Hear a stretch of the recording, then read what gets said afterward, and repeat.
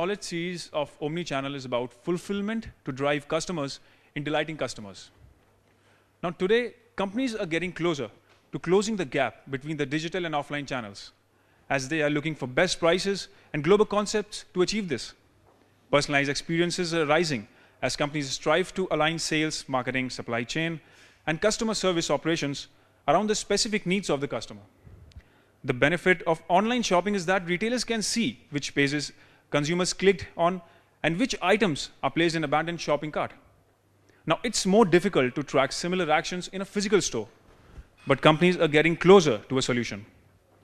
This masterclass will give you an in-depth look to how retailers are merging the online and offline worlds through branding, showrooming, attribution, QR codes, augmented reality, database marketing, order fulfillment, and more. Now let's know about the Mr. Philippe Nobile, the Director and MD France of the Javelin Group. Mr. Philippe is a managing strategy consulting for Javelin Group, the leading retail and consumer brand strategy consulting firm. He owns the companies Luxury and Wine, is a business angel in digital companies, and a stakeholder in 3 large companies. He advises CEO and executives of top digital and 360 retail best-in-class companies, including e-retails, for over 100 projects per year for 15 years now. MBA from the Dauphine University in Paris, featured speaker at NRF TED LSA, International Federation of Luxury Brands, Capital Funds conferences. Now let's get to know something about the Javelin Group. It is a leading strategy consulting firm based in London and Paris, counting 240 consultants and covering every continent, especially UK and US. The company has been acquired in 2015 by Accenture for leading the strategy practice for retail and consumer goods. Now, they handle some clients, which are Carrefour, eBay, Tesco, Burberry, Chanel, Sephora, Apple, and many more. Let's welcome Mr. Philippe Nobile. Thank you. Okay, so good morning. Welcome. So, just one point which is important is the fact that I'm not doing consulting for a very long time. I'm doing consulting for 3.5 years, and I've been previously working in very large companies as a CFO, and then as a marketing director, and then as a CEO. So I'm in Javelin Group. Nobody in the executive committee, and we are 5 in the executive committee, is coming from the consulting. Okay, we are all ex-CEO of companies. So we do consulting a very special way. When am I saying that? I'm saying that because our job today is to support the best companies in the digital mutation. And when am I saying that? I'm saying that because this digital mutation is also impacting our consulting business a very strong way. Not only our customers, not only the brands are transformed because of digital, but all the consulting business is transformed. Why is it? Because today with digital is everything and everywhere in consumer goods and in retail. You can't do anything without understanding what is digital. And in fact, the skills are very rare in the market. Okay? Don't have a lot of people having the skills and the experience.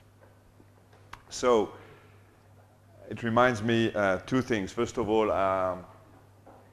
it's a sentence from Warren Buffett, you know, the financial guy.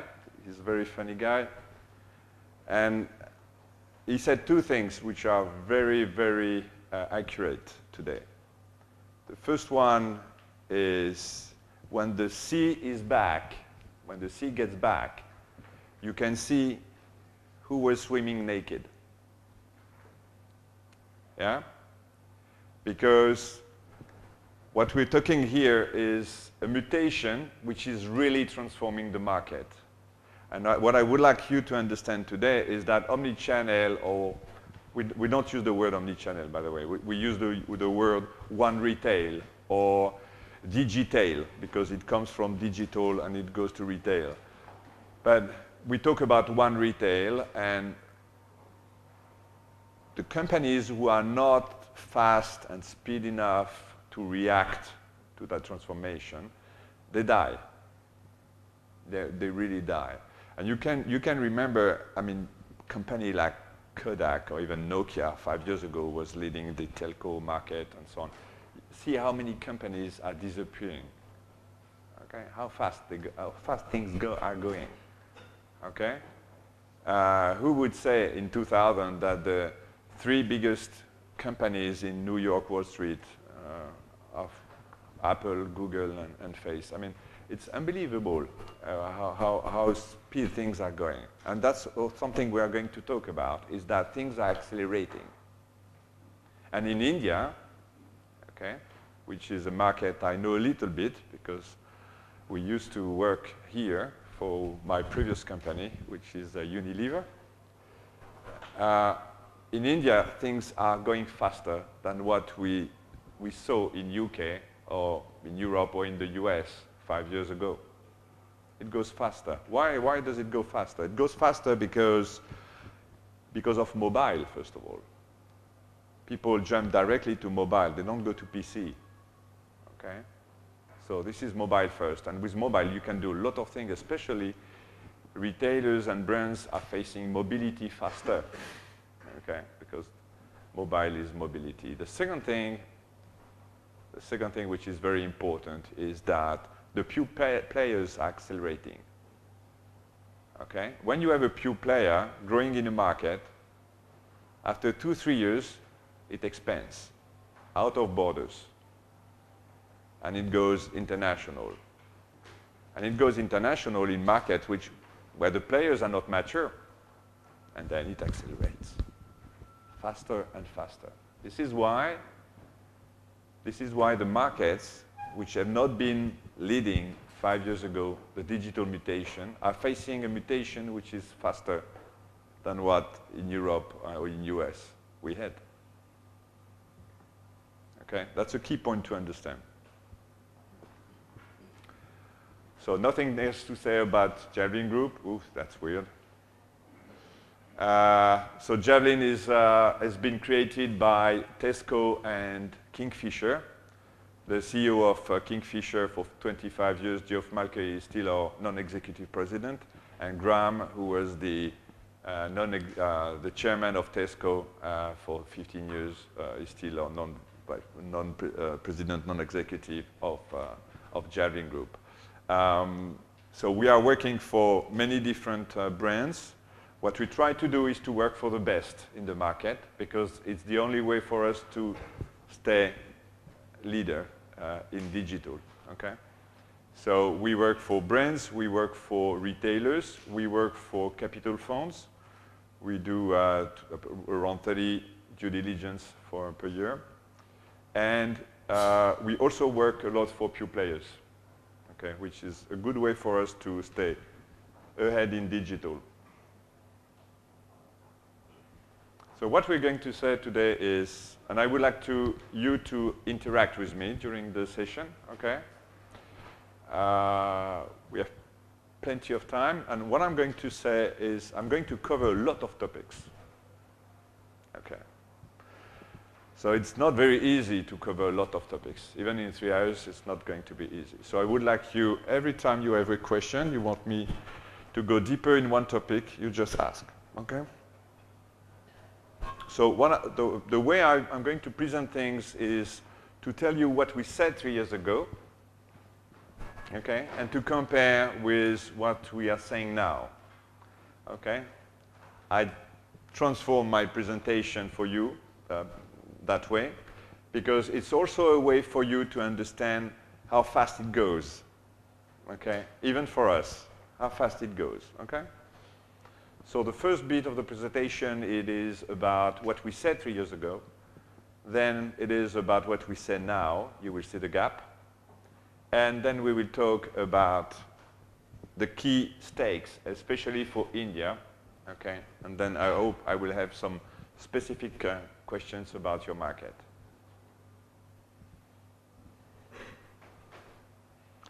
The big point regarding all that digital mutation is to be clear about the whole story.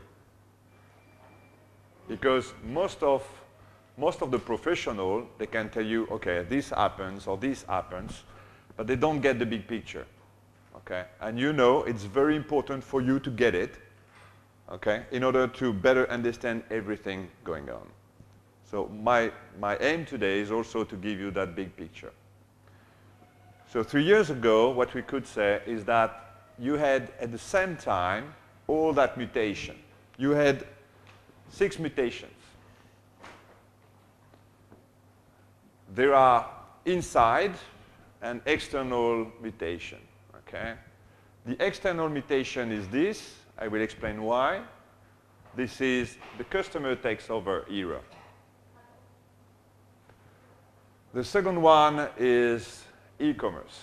E-commerce becoming a major channel.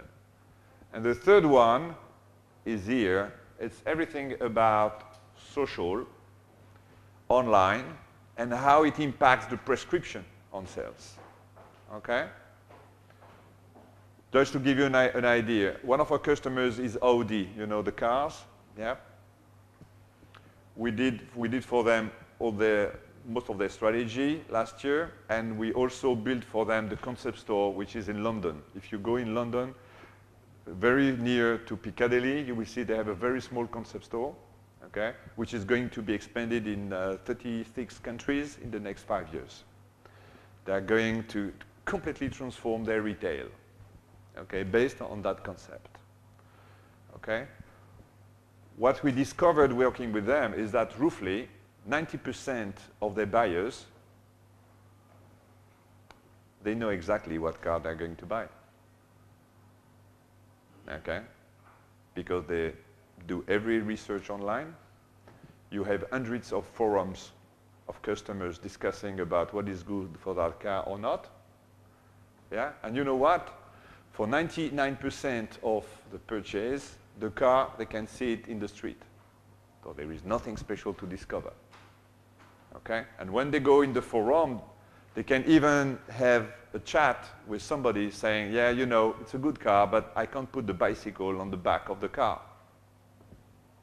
It goes that far. Okay? So at the end, and we will discuss about Audi, okay, at the end, okay, what do I do with that customer? Okay? What is my retail doing? Okay? Is it necessary or not? Okay, we will discuss about that later.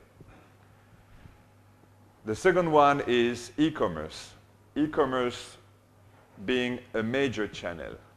Okay? I'm going to say something important here, is that what is important on e-commerce, it's not the sales on e-commerce. Okay? I've got certain customers, certain brands, they were brick and mortar 8 years ago, and now they do 50% of their sales online. Of course, for them, it's key. Okay? If you take Saks, you know Saks, the department store in the US? Okay, it's one of our favorite customers. They do 33% online. They plan to be 50 in 2 years. But what is important is not what they do in terms of sales. Okay? What is important is that because of their website, they have recruited a lot of customers. They pick up customers. Okay? Because e-commerce, in fact, is your #1 store, even if it doesn't sell anything. Okay? And then we go to companies, and where I'm asking to the company, so what is your CFO knowing about e-commerce? Okay? No, the CFO is just asking, yeah, how many sales, how many capex do you want, but you're not selling enough. He doesn't see the impact on prescription. Okay? Do you know Leroy Merlin? Yeah? Leroy Merlin with Home Depot are the 2 best players in DIY. Okay? We had a very good example. We were in Poland 6 months ago, and we made a direct comparison. The direct competitor, okay, for the last 2 years, lost 3% of market share. Okay? Leroy Merlin get it. Why? There were no difference in terms of store opening. There were no difference in terms of price. Nothing. Nothing except the fact that Leroy Merlin had a website online. And the sales of the website was not covering the 3% of the market. It was far less. Then when we did the customer survey, it was obvious. Yes, it was the customer website. Because of the website, they went to the store. Okay? We will discuss about that because I was CFO. Okay? And it's very hard for me, even for me, it's very hard to explain to a CFO today that he has to balance new things, okay? Not necessarily what he had in mind and what he used to do, okay? Because customer, yeah. Yeah, of course, we're going to go through every of them. Because customer is more and more important, because e-commerce is a key channel, you need to deliver to a customer an omni-channel or one retail experience. Yeah. But omni-channel, one retail, whatever, okay? It's not only a question of being across the channels, okay? Because being across the channels is not a high differentiation. It's a question of process, and it's a question of companies working in silos and having issues to stop working in silos. Okay? Of course, your customer doesn't understand why, when he's on his mobile or when he's on his tablet at home, he makes a research, and when he goes in store, he doesn't find the same. Of course. But it's obvious. Omni-channel experience is not this. And I will explain what it is. The fourth one is very important, is, as I said, how prescription has changed. Okay? How much we prepare our shopping. Okay? We don't go store like that. Okay? We prepare and then we go. And you know why? We are going to be the last generation doing this. Because with the millenniums, okay, with my kids, okay, they are just mobile first. I mean, whatever it happens, they are just mobile first, okay, and they will go in store only if it's interesting and it's entertaining. There will be no question of doing shopping like that, whatever. They will do shopping a very different way. Okay? In 5 years, they're going to be 20. In 10 years, they're going to be 25, ready to work, ready to be a good consumer. So we have 10 years. Have that in mind. That's very important. And we will talk about these two after.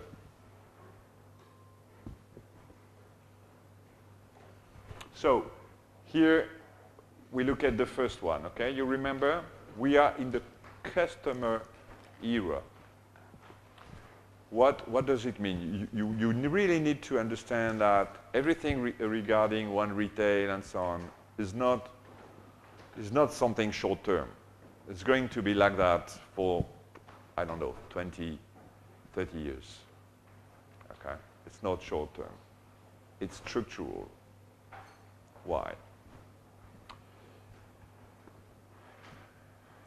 You remember Henry Ford when he made the first car? Yeah? Even if the Americans, they think they did the first car, which is not true. First car was French. But Henry Ford was the first one who really made it into industrial. Okay? And he went very far because when he created the Ford T, there was only one model, one color. It was black. That's it. Yeah? We were in the industrial era. We were here. Okay? Was there any other car available on the market? No. The demand was far higher than the offer. The customer didn't have the choice. He was just very happy to have a car. Yeah?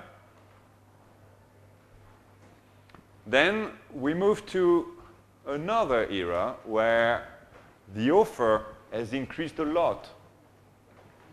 More and more companies, more and more industries, yeah? More and more brands, understanding what is a brand, more and more advertising. We move to the marketing era. Okay? It's an era where the brand is explaining to the customer what is offering and why. Yeah? Because there were more and more competition, brand is like a flag saying, I'm the best for you. So brand equity becomes very important during that period of time. Until 1980, where roughly a lot of the industry went to China. And in China, due to the number of people in that country, there's a boom of manufacturing products for 10 years. Yeah? At a point where, here, the offer crossed the demand. Is it very difficult for you to get a t-shirt the way you want now? Not really. 2 days, 5 days, you order on the net, you get it. Is it very difficult to get a car, even a car, I mean, which is a very complex manufacturing product? No, it's not difficult. I'm not going to tell you they need a year or two or whatever. Okay. You want to buy a bag in Hermes. Is it difficult? Well, it's not difficult. You can order it. There is no problem. Okay. And we even went to an era where, in fact, Apple is not a manufacturer. Apple is not manufacturing his goods. It doesn't need to. There are other things, other players who can do it for him. If you want tomorrow to build a new fashion brand, you don't need to have plants. You don't need to have factories. 20, 30 years ago, you had to. Not now. You have a lot of suppliers. My God, it changed everything here. You understand? So what it means that manufacturing is not a barrier anymore. Okay? Especially because a lot of industry has outsourced. Yeah? And then, of course, the offer now is higher than the demand. Ooh, that's where there is a change.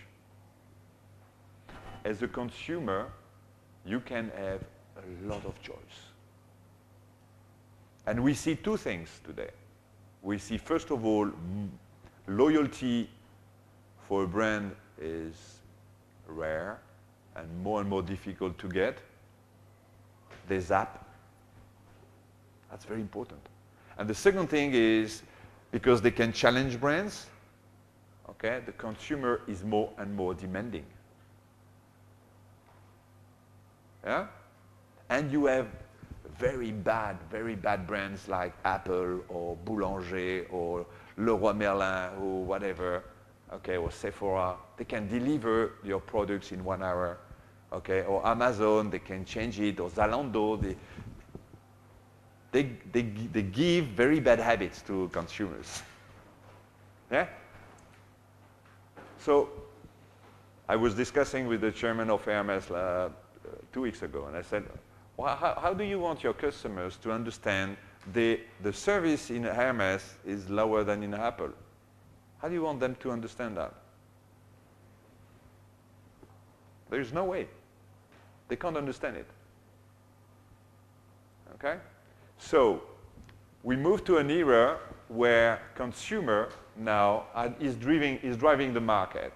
There are two things going, in addition to that, there are two things. First of all, the number of brands has boomed. Number of brands has boomed. We looked at, for example, the number of jeans players, denim, the denim brands. So we counted the number of denim brands selling their products in more than 6 countries, international companies. Okay? In 1980, we had 30 brands. Okay? In 2010, we had 400. More than 400. Just imagine that. In addition to that, you have another impact, which is that a lot of brands has stretched their brand. Yeah? Chanel was on fashion, now it's number 3 in cosmetic. Like Joe. Yeah?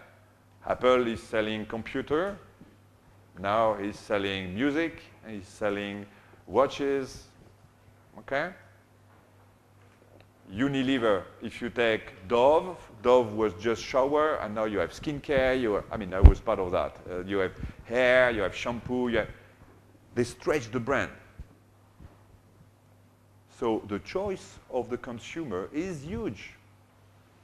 And there is another thing which happens, which is very important, that the availability of goods is huge now. Okay? I can explain, of course.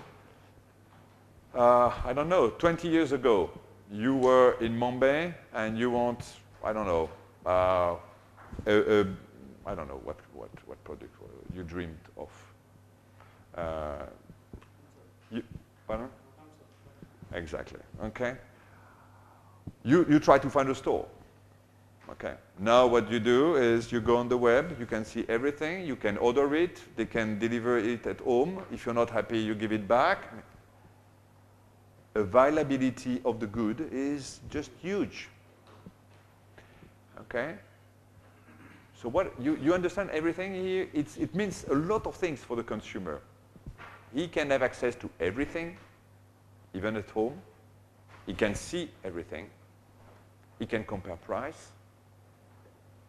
Yeah? There are more and more brands. Choice in terms of products is huge. You understand how it is complex now for a company to be still a leader in this market. Yeah? So it means a lot of things. If you look at, for example, Apple, I'm not going to give a lot of figures because it's confidential, but if you see how Apple today is involving the customers in all the development of their products, I think you would be amazed. I have another, you know Zara, the fashion brand? Yeah? The PLM, the product life management. 5 years ago, Zara was sending 250 people in the world to catch up trends and compare dress and so on and so on. Okay? Now they don't do that anymore. They just have the customers coming. They have a community, and they just ask, what do you think about this? What do you think about this? I mean, they have far lower risk when they launch a new product. Okay? And if you take Apple, Apple is a fantastic example because they really use their clients from the innovation to the launch. Okay? When they launch a new product, their fans are just there. They just make the buzz. They don't spend money. Maybe you don't know that, but Apple is spending 50% less advertising than Samsung. Just because of the customers. Just because of their fans. Okay? So working with your clients becomes also a business model.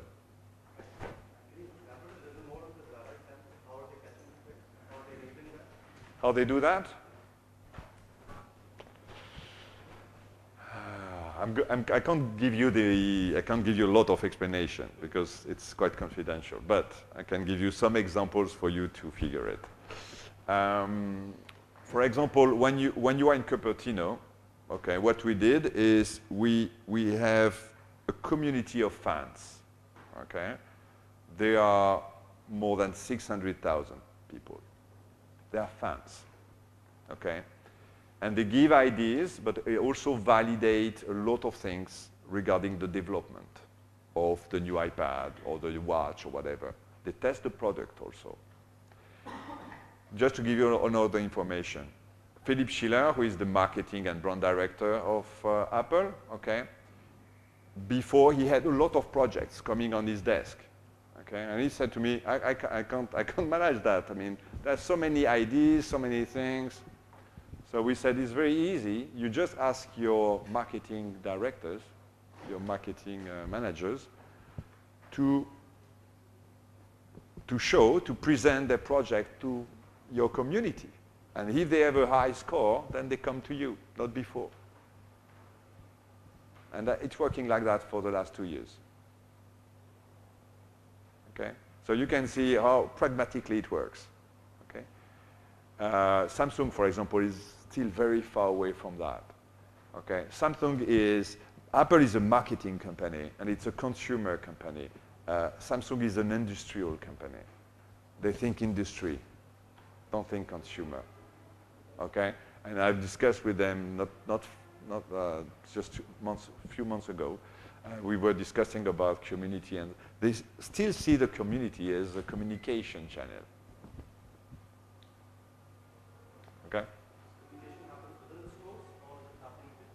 Yeah, it's on digital. I mean, it's a media for them. Okay?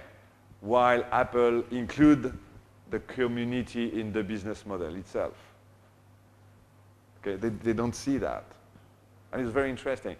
And I just said to them, I can't work for Samsung because I'm working for Apple. So I have just accepted a discussion, that's it.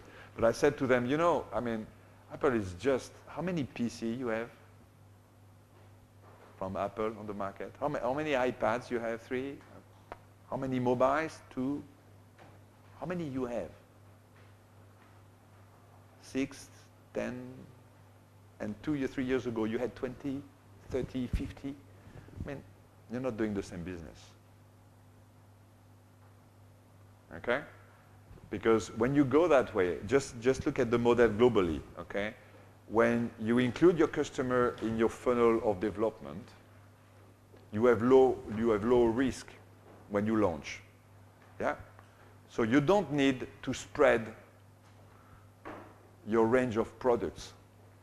You just need to have a few. If you have a few, what happens? It makes things simple for the customer. You are focusing your investment in advertising just on 1 or 2 products. I mean, everything is more efficient. Everything is more efficient. Yeah, you see? Okay. Let's move to the second step. Yeah. Are you going to share this with us?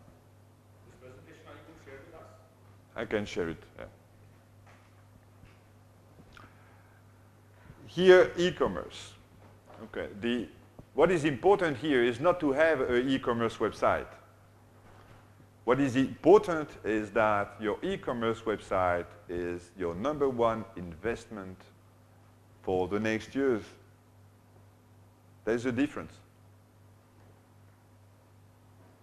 What we're saying here is not you should have a website. You should have a transactional website. This is not what we say here. Okay? What we say here is stop investing in many projects. For the next years, focus on your e-commerce website. It must be a priority in terms of investment. And you know what? That's not going to be easy, and you're going to lose money for at least 2 years. That's the bad news. But the good news is you have no choice. There is something also very important to understand. It is cheaper to invest and innovate nowadays than to do nothing. If you do nothing now, you're going to pay far more later. Everything that we can see in UK and in US, which are the 2 most advanced markets, but we see that now in France, we see that in Germany, we see that everywhere. We see that in Japan, we see that Australia, everywhere, is that there is a good deal for the pioneer. there is a good deal. The first in the market, really take a chance. Okay? If you come after, if you are a follower, okay, first of all, you need to react, and secondly, you're going to pay more. You're going to pay far more. Yeah? So, what we say here is that we made a comparison between 2012 and 2018, just to give you an idea. This is our figures. Okay? UK is the #1 market. See the growth. So for all the consumer goods, at least 20% in average will be online. All consumer goods. So when I'm saying 20%, there will be some consumer markets where it's going to be 80%. That's what it means. Okay? Because, for example, food, which is a massive market, has still not found its business model online. So it's decreasing the average. Yeah? The second thing, India is around here. But what is interesting is when you look at here, okay, you can see that roughly in 3 years it doubles. Okay? And the funny thing you have to understand is that for these 2/3 here, every 6 months we increase the forecast. That's what I said, the acceleration. We increase the forecast. Okay? What is important also is that mobile, of course, speed up. Yeah? The second thing is that e-commerce is a very interesting business because, first of all, it's very different than historic retailers, brick and mortar. It's really different. Okay? So every historic retailer is saying, wow, my God, it's very difficult to learn online. But I always answer, but yeah, but you know what? The pure players, they are struggling with the same when they want to do store because it's not the same business. Okay? So moving from one to the other is very different, does not require the same skills. Okay? But what is true is that digital is more complex. Digital is more complex. Digital is more rational because you have far more figures. And I told you at the beginning, in the consulting business, the digital mutation is very heavy. One of the key points is that, first of all, digital is everywhere. Okay? When I'm doing a strategy offer for Saks, I need to do online, I need to do offline, I need to understand the two together. Okay? But not only that. When you do digital, you need to go deep. You just need to go deep. I can't go and see an e-commerce director and just give him an overall strategy like that, like McKinsey or BCG has to do 5 or 10 years ago. They still do it finally. But okay, I can't do that. I can't do that anymore. I need to be more precise.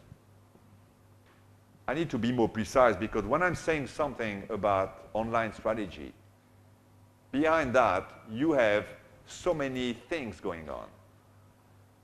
My strategy to do this, okay, guy, but what is the impact in terms of supply chain? Because your delivery cost is between 10 to 20% of your P&L. What do? You need to evaluate it. You need to understand if your customer really wants it. When we do a strategy, every time we do customer survey, every time we are doing focus groups and customer survey. Okay? The big guys in strategy, they never do it. Okay? So you see, even in our expertise, even in our business, it completely changed the way of working.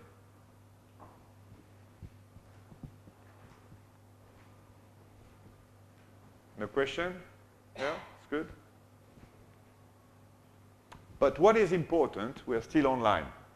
What is important is that behind market or national average, you should never forget that it's only average. And behind the average, you have huge gaps within the market. You have huge gap between the leaders, the followers, and the guys sticked in the usual business. So here, it's a small example.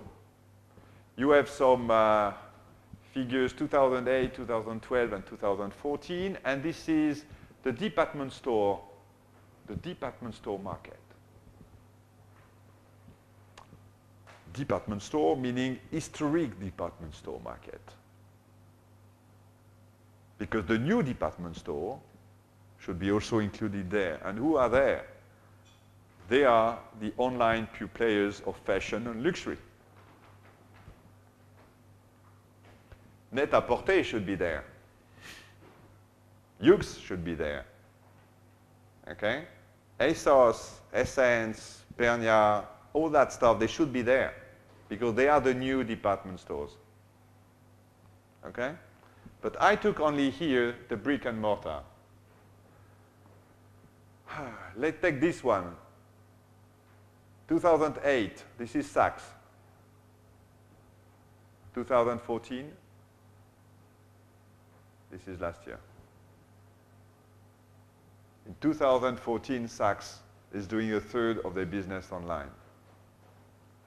Okay? This is John Lewis. Number 2 here. Yeah? This is Neyman. These are our customers here. Here, this is Macy's. But look at that. The average market, the average online market for department store globally is 2.5% online. 2.5%. This is the average market. And in a 2.5% market, you have some people doing 33.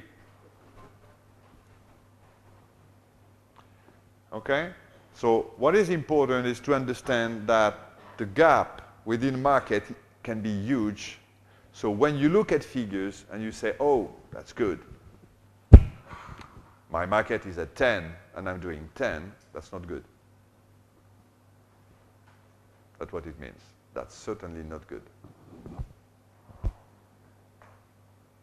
Yeah?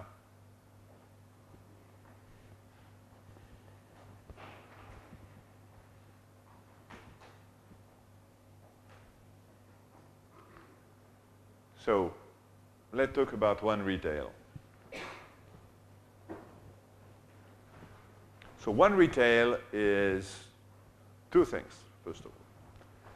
You have previously one consumer dealing with different channels. Okay?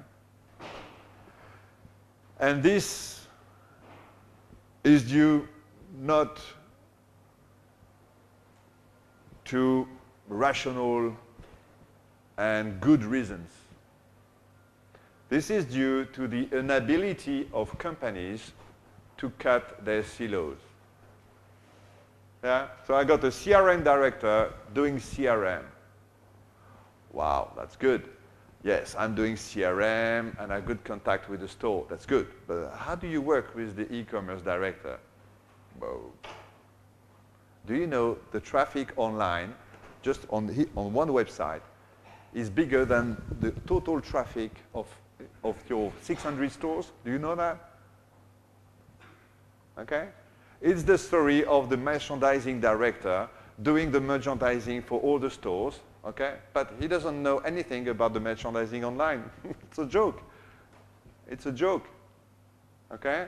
It's the guy launching the CRM program, okay, with the customer coming in store saying, okay, I bought that online. I don't have the points on my CRM, on my loyalty card. Oh, no, it's normal, you bought it online. It's not the store. Yeah, but it's the same brand. Yeah, but it's online, offline, you understand? No, I don't understand. Okay? It's the story of the communication director making advertising on TV, okay? Historically having a good relationship with the store director, so there is a coherency between communication on TV and communication in the store, but he doesn't master the communication online. That's bad. That's all that stuff. Okay? So when you work in silos, your customer is having access to the brand many different ways, but without coherency. Without coherency in terms of customer experience, which is very bad. It's bad in terms of bad impact in terms of business. But it's even worse when you understand that there is a total lack of control in terms of finance. Because when I'm doing merchandising in one hand and another merchandising in the other hand, I'm doing twice the job.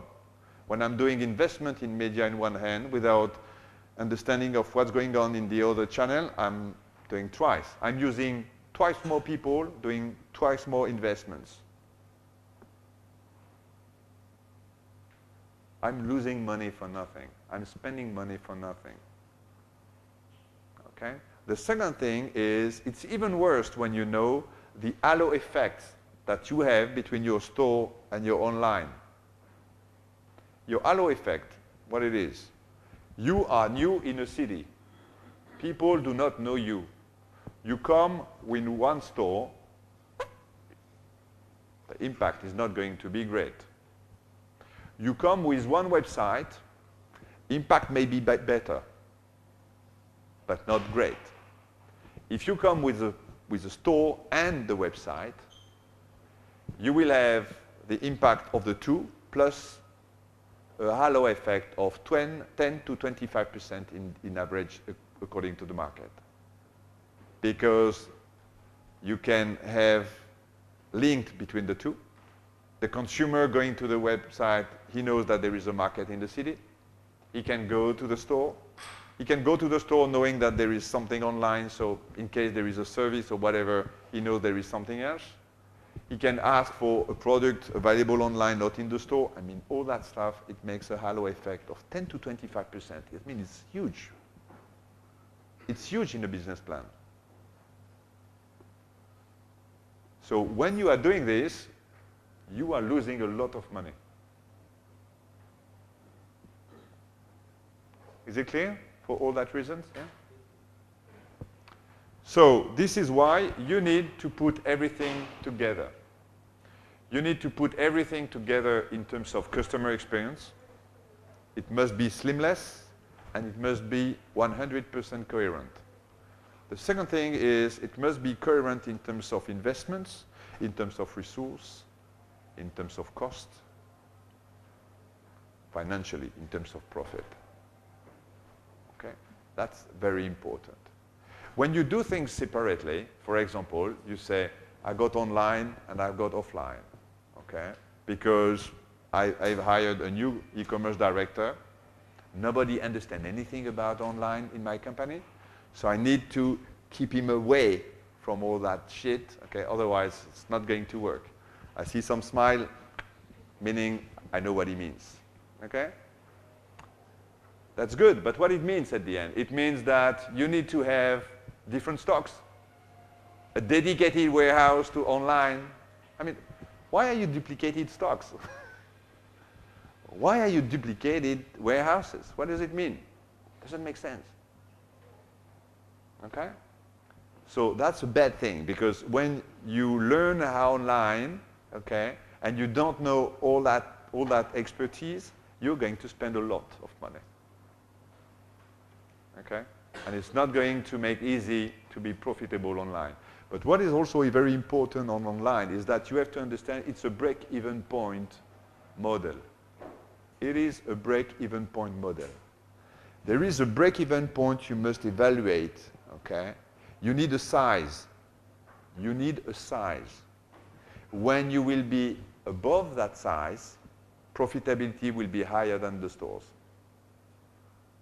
But for that, your business model must be very clear, very precise. And when you know that, your challenge is to go fast as possible to that break-even.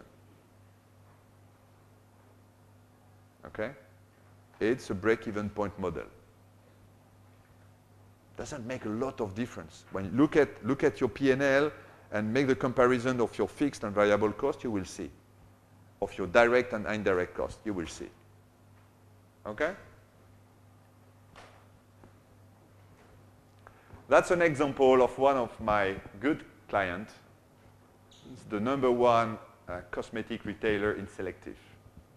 You know, probably see the brand I'm talking about, you know, black and white. This is a comparison between what they are doing in US and what they are doing in Europe. Okay? I am supporting them in US, not in Europe. In US and in Europe, this is the comparison of the traffic online and offline. And it's the same. It's the same in US and in Europe. Okay, 3/4 online, just 1/4 offline. It's the same. There is no consumer difference between the two markets. But the difference is what they do with the channels. This is Europe, and they only do 10% online. In the US, they do 30%. And the omni-channel is 40%.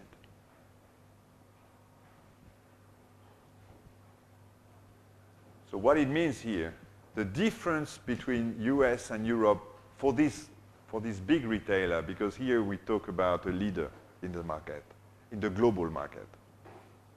Okay? The big difference is governance.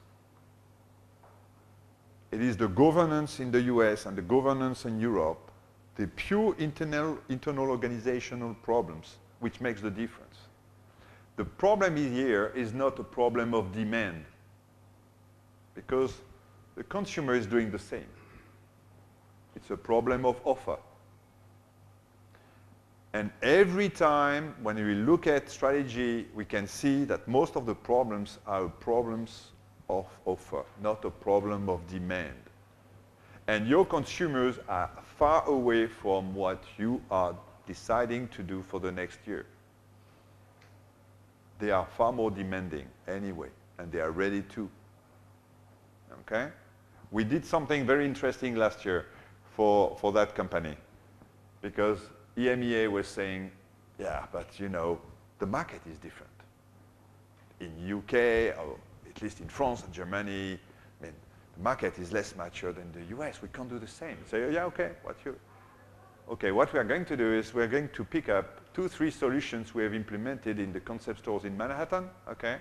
We will put them in the Champs-Élysées and in Berlin. Just see. The success was there.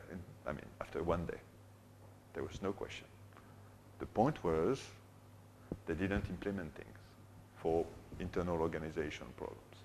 So that's going to be your meta. That's going to be your problem. How you're going to do your governance. We're going to talk about that later. Okay? I discussed with Louis Vuitton last week, and they want something, but just before the meeting, we went to 2 shops, okay, in Paris, just to see. Paris is a very interesting marketplace. Do you know that if you take New York, Paris, and London, the luxury market is bigger than the Japanese market, total? Just the 3 cities, okay? So we went in Paris in that 2 stores, and we said, okay, we went to the website, we've seen that. I put a wish list online. Can you take it? The guy was really not interesting. He didn't want to help us. Okay. And so after 5-10 minutes, we discussed with him. But in fact, he has no objectives in terms of customer experience. His objective was based on sales in store.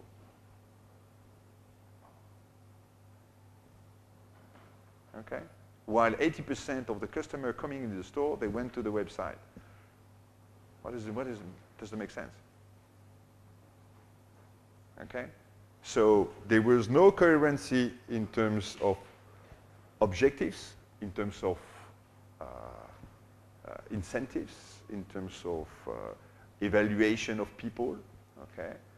Coherency between the channels. It was not one retail. Don't ask your people in store to be supportive to the web, to use the web. It's not even in their job description. Okay, it's as basic as this. Yeah? Here it's a survey we do every year with Forrester. Forrester is a US-based market research company. And they are leading everything regarding customer experience. And that's very important here. What we can see is that the customer experience is your number one lever for recruiting and for developing your loyalty. Okay? I'm saying that because in Unilever, I was leading the CRM program 10 years ago. Okay? So we were doing push emails, I mean, old catalogs on paper and all that stuff. That was great at that time, but not working anymore. Okay? What counts for the customer is your customer experience. Okay? So, just give you an example. It was for a big fashion brand. Okay? The customer has bought in a product in London. Okay? He wanted to give it back in Paris because he lives in Paris. He can't. And the store director was explaining, yeah, we know it's the same brand, but not the same country. It's not working. It's not really not working.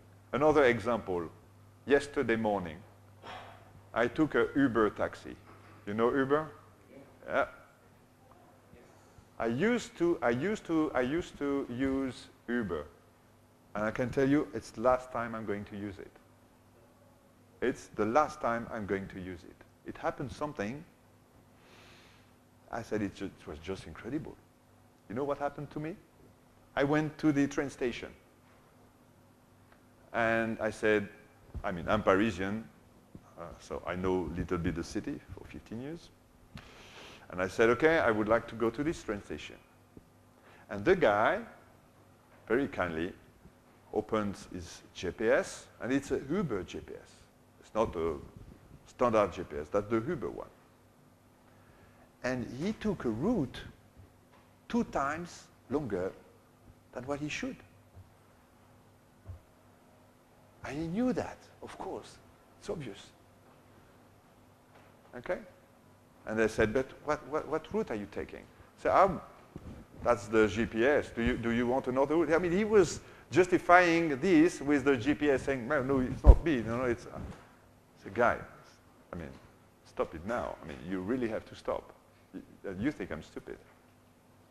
Okay? So what I did, I post something on online, okay, saying, guys, that is my latest experience. I put it on Twitter. I had more than 3,000 followers in, let's say, 15 minutes. Good advertising for Uber. You see? So customer experience is something very, very important. Okay? You know online that, for example, Amazon is really sticking on very basic fundamentals to deliver best customer experience. Online, but mainly in terms of logistics and service. You know when you're going to receive your product. They call us. If there is a problem, they come back, whatever. They really try to help you. They have no stores. They are nowhere, but they are everywhere. Yeah? So Amazon is a good example of how you change a market by the trust you have on very basic things. Very basic things. Okay? So, yeah. When you say customer experience, isn't it the companies think differently for an offline customer experience and an in-store customer experience? Isn't there always a disconnect in the kind of experiences that the consumer takes out? The consumer only knows a one retail experience. There is no online or offline or whatever. It's a global experience. Take it globally, okay? The second thing is the experience becomes, and you will see that later, from research online to recommend to other customers. And in between, you have a huge time that most of the brands are not covering. I'm going to explain. I think no, it's not the last one. You will see that after. But for example, just an example. I'm working for two cosmetic companies, which are more or less the best online today, which are French, which are Clarins and L'Occitane. Maybe you know the brands. They have different positioning, but one of the key points is that when the customer, first of all, when we did the customer survey, we understood that the customer do not understand what is in the product, what makes the difference. Okay? Is it good for my skin? Not clear. What is the recipe and why this recipe is going to solve my problem? It's not clear. So the consumer, they buy cream, they test, and they see if it works. This is where is the market. This is what we need to change. But the big thing is, when you take Clarins, okay? Clarins is the #1 skincare brand in the world, okay? And when you, I spent 12 years in my life in cosmetic, okay? I've always dreamed to work with Clarins because they have a level of expertise that nobody else in the market has. Nobody else. But when you work with Clarins, they explain to you how to put the cream on your face or on your body. Okay? So they explain that in the store. So we made the experience, but you know what? After a day, you don't remember. So what happens when I'm out of the store? When I'm at home, in my bathroom, the woman is in front of the mirror, what happens? What did she say about the cream? I should do this and this. Okay? So the mobile should be there, or the iPad with a video explaining how it did, and so on and so on. Okay? This is the usage phase. Okay? Let me give you another example. You go to Home Depot, whatever, okay? And you buy a bed. You have to build the bed, or you buy something to put a painting on the wall, whatever. Okay? Who is going to explain to you that when you are at home? Okay? They just sell you the good, and okay, just try. Okay? Okay, I have to build everything. Okay? Everybody knows IKEA. Yeah? How many people has built up furniture with IKEA here? How many people has built up a furniture IKEA here? You, of course, like me. How many times at the end of it, we still have few pieces, we don't know if we missed it or what? How many? Eh? Every time, most of the time. I say, oh my God, I did it wrong. Okay? Nobody helps. So the retailer and the brand, they sell, and after, whoop, that's the consumer problem. No, it's not the consumer problem.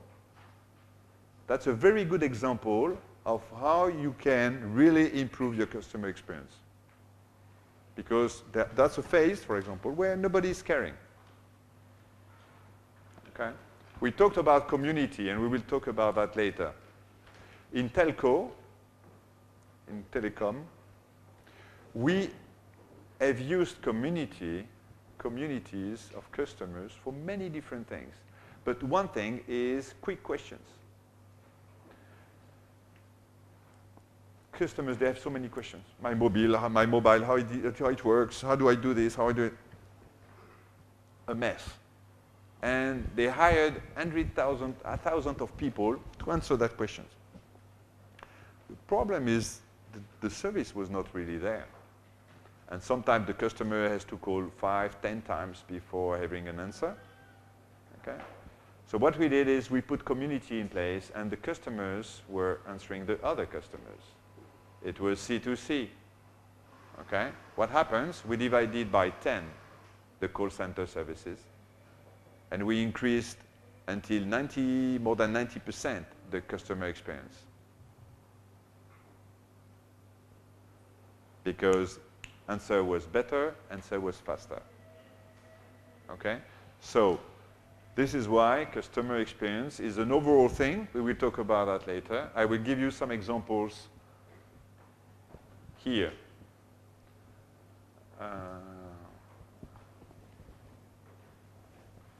Tell me when you want to stop now? 5 minutes or? Yeah? You can take a break? Okay. So break 5 minutes. On your Uber example, was it a problem with the technology that you showed the wrong route, or was it, you think Uber did it intentionally, or was it the driver who was a problem? Everything was a problem. Everything.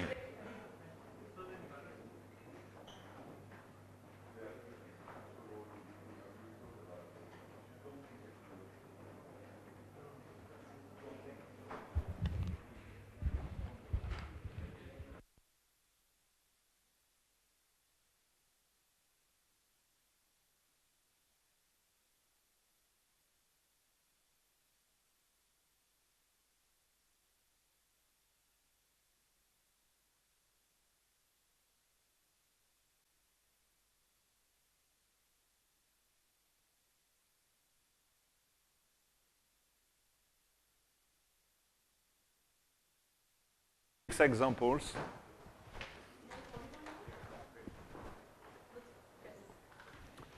That I'm going to use to explain what is really customer experience. Okay?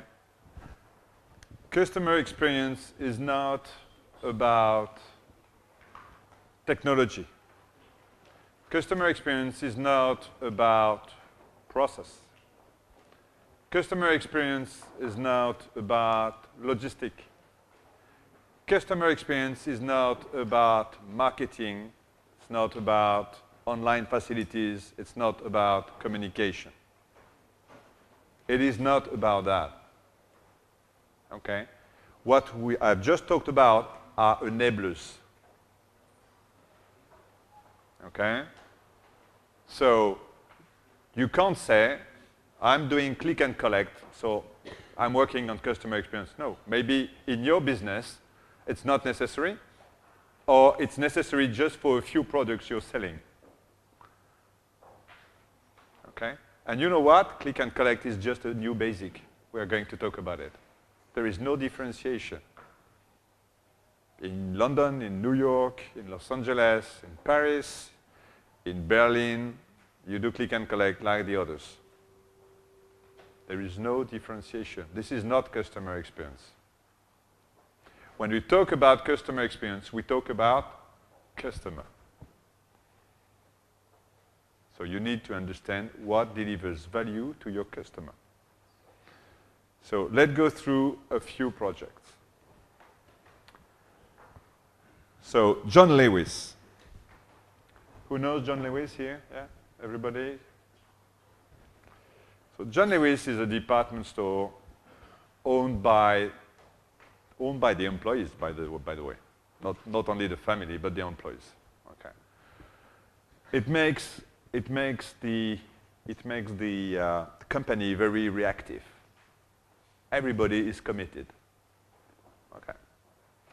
It's the #1 online business for department store and one of the leaders online in UK and even globally.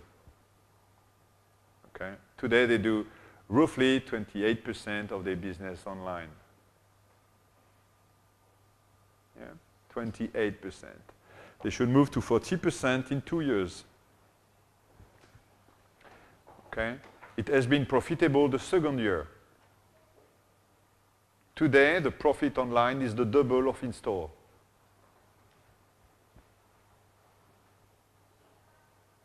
Okay? What happens with customer experience? When you are selling shoes, when you are selling fashion brands and fashion products, what is important is your inspiration. Okay? What is important is also your size. When I go in store, I see the product, I want it, They don't have my size. Okay? Then what happens is that I should be able, in the store, to order it. I just, you know what I do? I take my clothes, I take the barcode, and they just say, what do you want? The size. It goes directly to say if there is a stock in the other stores of John Lewis, and it says exactly when you can pick it up in that store, or if you want to pick it up in another store. Yeah? Why is it important? It's important because we have discovered that a quarter of the sales did not happen in John Lewis because of size issues. And the time it would take us to implement real-time stock online visibility, we will need 2 years. We're not going to wait 2 years. Okay? So we made that tool. Oh, sorry. We made that tool in order to solve that problem. Okay? So 25% of sales in addition. I mean, it's not bad. Okay? But John Lewis has really focused on online. That's why it is important, and I like that example. Okay? Because every time we do a strategy, we said, guys, before you talk about one retail, before you talk about omni-channel, you need at least 2 channels. Okay? Today, you don't have any online, or your online is very bad. So first of all, before talking about anything, get your online ready. Yeah? So John Lewis is a very good example of that focus. Audi. Are they expanding their brick-and-mortar business, or they are reducing that because the online sales are going up? What I'm saying is, are they expanding their brick-and-mortar business because the online sales are going up? Are they shutting down their stores and concentrating more on online business? Okay, that's a good question.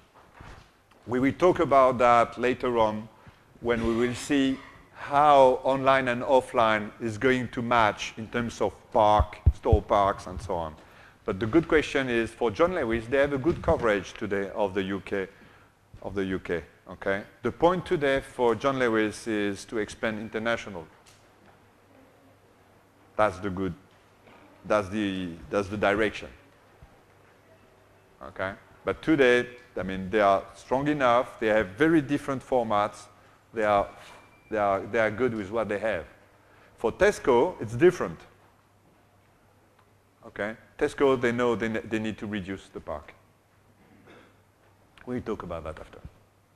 Because you will see what is incredible is that in that mutation, it's so complex. It is so complex. You need to deal with so many matters at the same time that you have 2 issues. First is to understand everything, and second is to make priorities. Yeah? So let's talk about Audi. Audi, they hired us 3 years ago, and the point was, okay, Philippe, can you do a diagnostic of our retail today? Okay, so they don't own the retail, concession. Okay, they give the retail to independents, okay, and they deal with it. Okay. So what we did for a month and a half, we went to 4 different countries with very small camera in bags and so on, and we did a shopping experience. It was so bad. Amazing. Okay? It was so bad that after a week I said to my team, yeah, you get the camera, because they will never believe what we're going to say. Okay? I think the funniest one was, it was in Germany. One of my consultants, she's 29 years old, yeah, and she was saying, okay, I would like to buy Audi and so on, okay, and the guy said, yes, I'm happy, so this is one good for you. This one is not good, that's a big engine, you will not like it. Okay, good, fair enough. And then the guy said, but maybe it's interesting if we wait your husband to come, because, okay? So just imagine an executive committee, okay, where for 45 minutes, I just press the button, I just show hundreds of video of that sort of things. Just imagine, okay? And then what we did is we did a customer survey of 1,500 people in every country where we were to see the NPS, okay? To understand what is the perception of customer about the retail, okay? When you look at the NPS, you know what is the NPS? Yeah. The Net Promoter Score. It's the difference between your super promoter and the guy who really don't like you, okay? So if you are 0, it means that you have a balance between the guy who hates you and the guy who loves you, okay? So we were minus 50. Okay? We were minus 50. No respect of the customer in the store. People dealing with price, we don't know like that, okay? But in fact, the worst was not that. The worst was that, in fact, as I said just at the beginning of that conference, the customer, he knows exactly the car he wants. Because he's going to spend more than 10,000 or 40,000 euros on a car. I mean, he looked at the magazine, he looked on the website, he looked on the communities, he looked on many things. And he could see the car on the street, he can ask his neighbor, is your car good, and so on. I mean, it's very easy, okay? So what is the rule of a concession? That question, every retailer should ask for it. What is the rule of my store?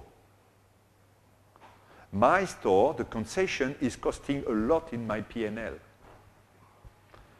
It delivers a very bad experience, and it's not useful. What was the only use of the concession was to negotiate the 1 or 2 or 3% discount. Do you really need stores? It's the same scenario than Apple and Bose and so on. It's exactly the same scenario. You have a strong brand destroyed by its retail. Okay? So what we did is, after that project, the CEOs told me, okay, what we're going to do is, and I said, the best is that we build a concept store, we show to the retail what they have to do, and if they don't do, put them away. This is why we build up the concept store in London. When you go to that concept store, it is a completely different business model. And go there if you want to. It's very near Piccadilly, just behind Burberry. You have a Porsche concession probably 50 meters far away. It looks like a prehistoric store compared to Audi. Okay? What it is about. First of all, the concession is not in the neighborhood far away from the center. It's in the center. It's in the center. Secondly, it's not a big concession. It's 200 meters squared.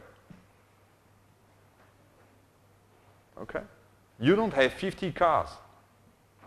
They know the cars. Why do you need cars? They know the cars. Okay? You have 3 cars. So in terms of stocks, it's not the same. Okay? The second thing is that we discovered is that a woman is not buying a car the same way than a man. So you have 2 customer journeys, one for women and one for men.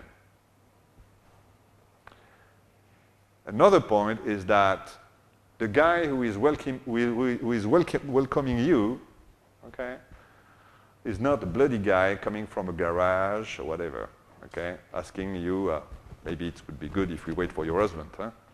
No, you just have very smart guys, very well dressed, not the same level of service. Okay? You have a digital experience. You can see the car, You can see the engine, you can compare the engine, you can do a lot of things on big screens, which goes with the brand, because the brand is very technology and so on and so on. And if you go downstairs, you choose the interior. And the interior is for the woman. And we designed it like a jewelry. Exactly like a jewelry. Okay? And it's fun. I mean, it's very much fun. The difference is, it's easy. We have 50% less cost, twice turnover. And the customer experience is more than 80% plus. Yeah? We have 50% less cost, twice sales, and the NPS in more than 80%. Yeah? Another example is Sephora. So we talk here about Sephora in the US, okay, not EMEA and the rest, okay? Sephora in the US.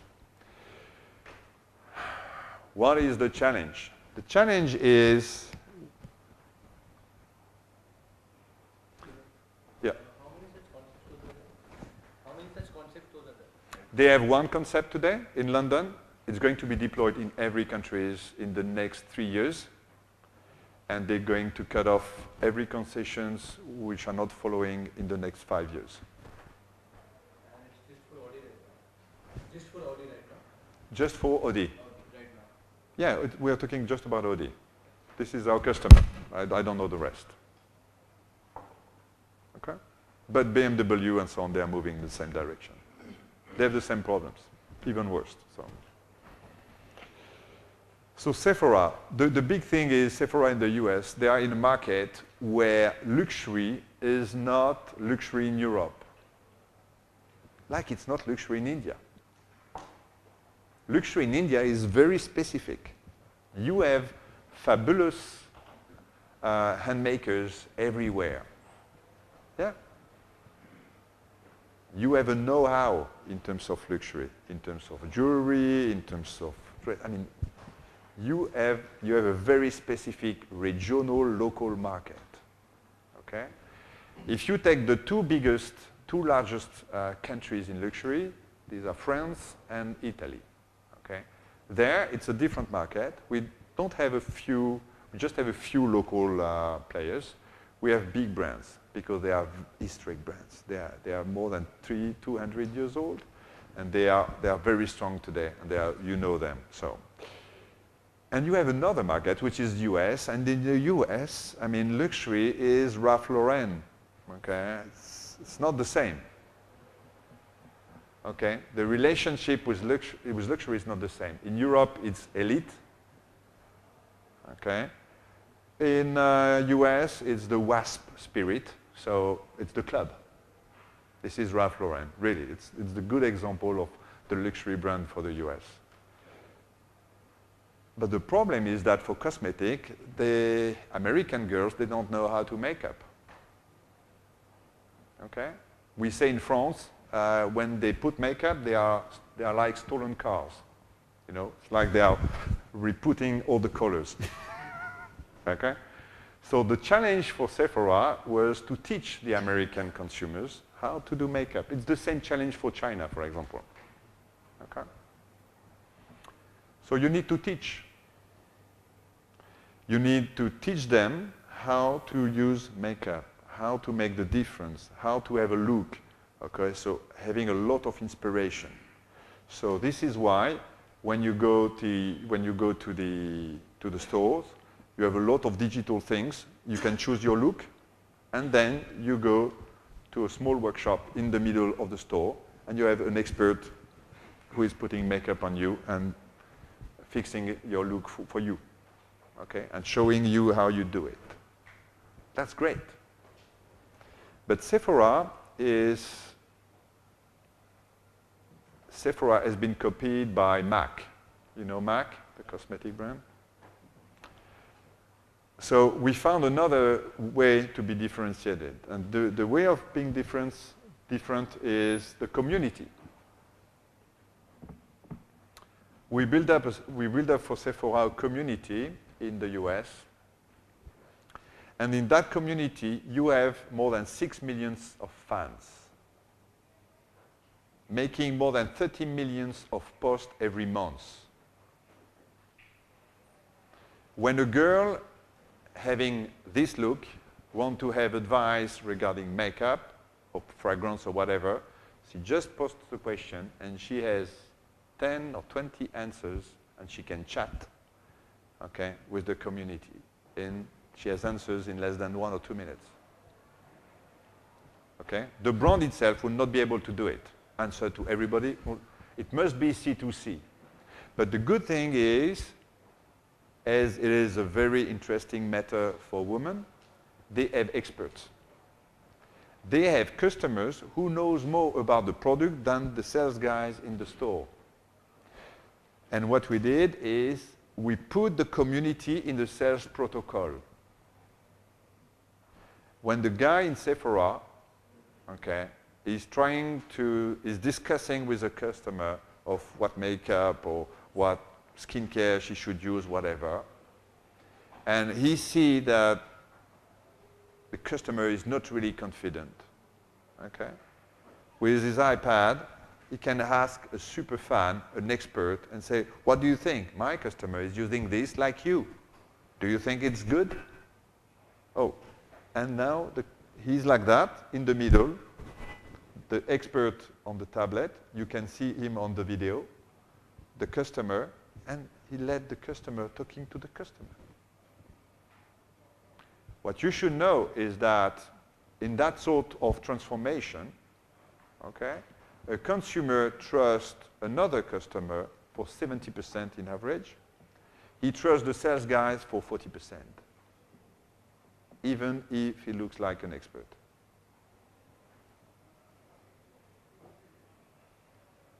Okay?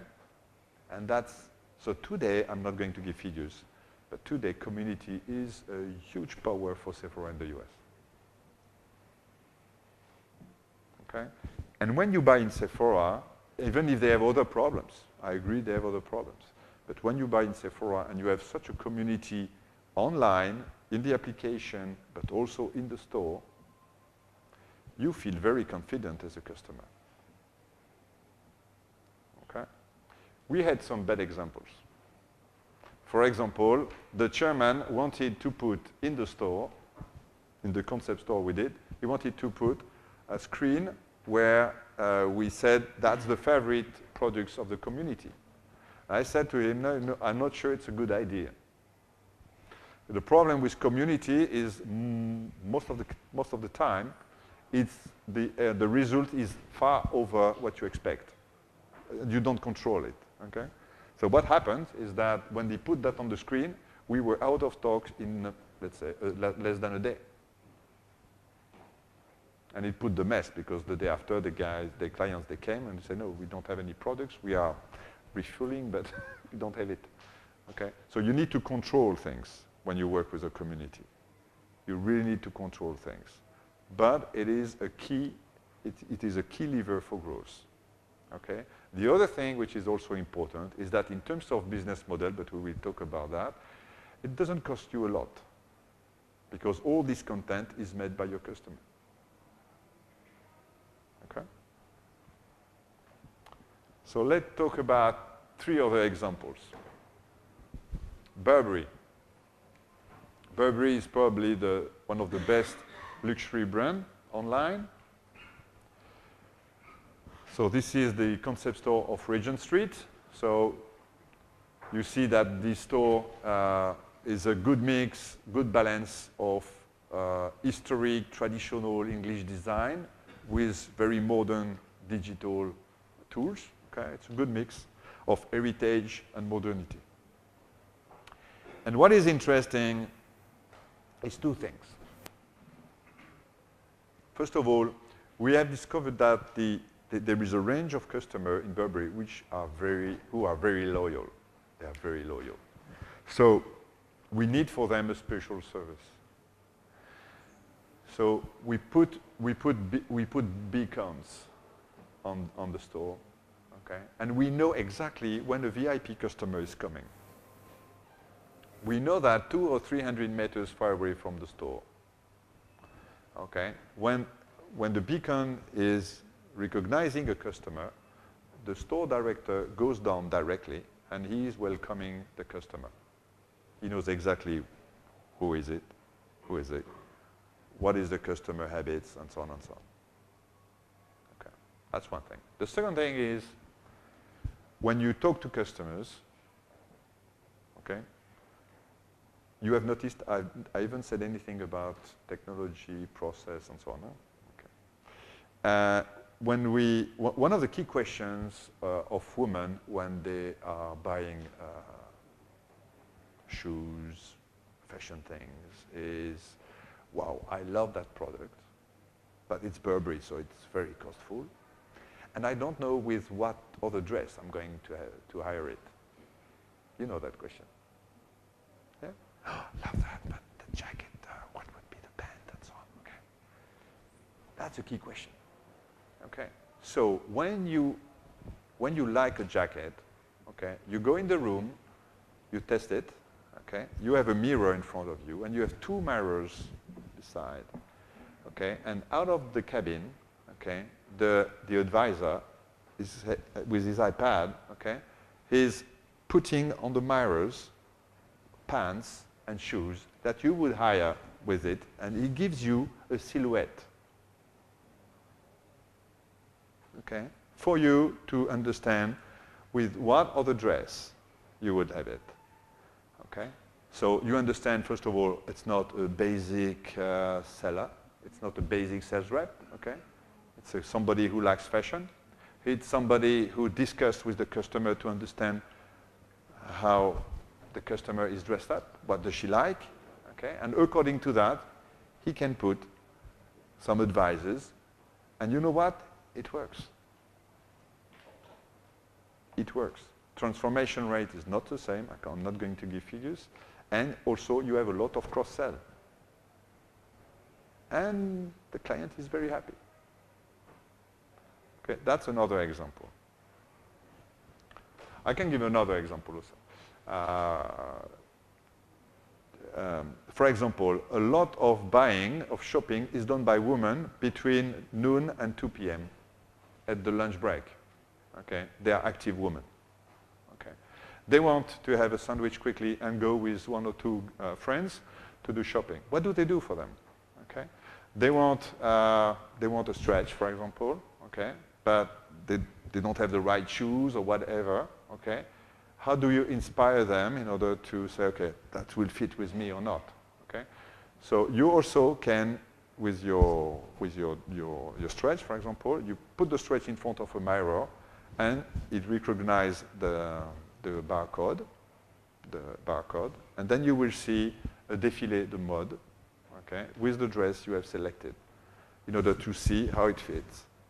Okay, that's also another way to make things quicker. Okay. Lego. In Burberry, you said they have beacons in the store Yeah. to recognize VIP customers. So Yeah. assuming that the customers are Bluetooth on their phone discount. You should know that beacons is not only working on Bluetooth, and the best ones are not working on Bluetooth. You have different technologies there. Lego is one of my favorite brands. I love that company. They completely transformed their business model. They completely. I think it's a fantastic company. Okay. They went to retail because, like Apple, they considered that Toys R Us and so on, they are not selling their products the right way. Okay.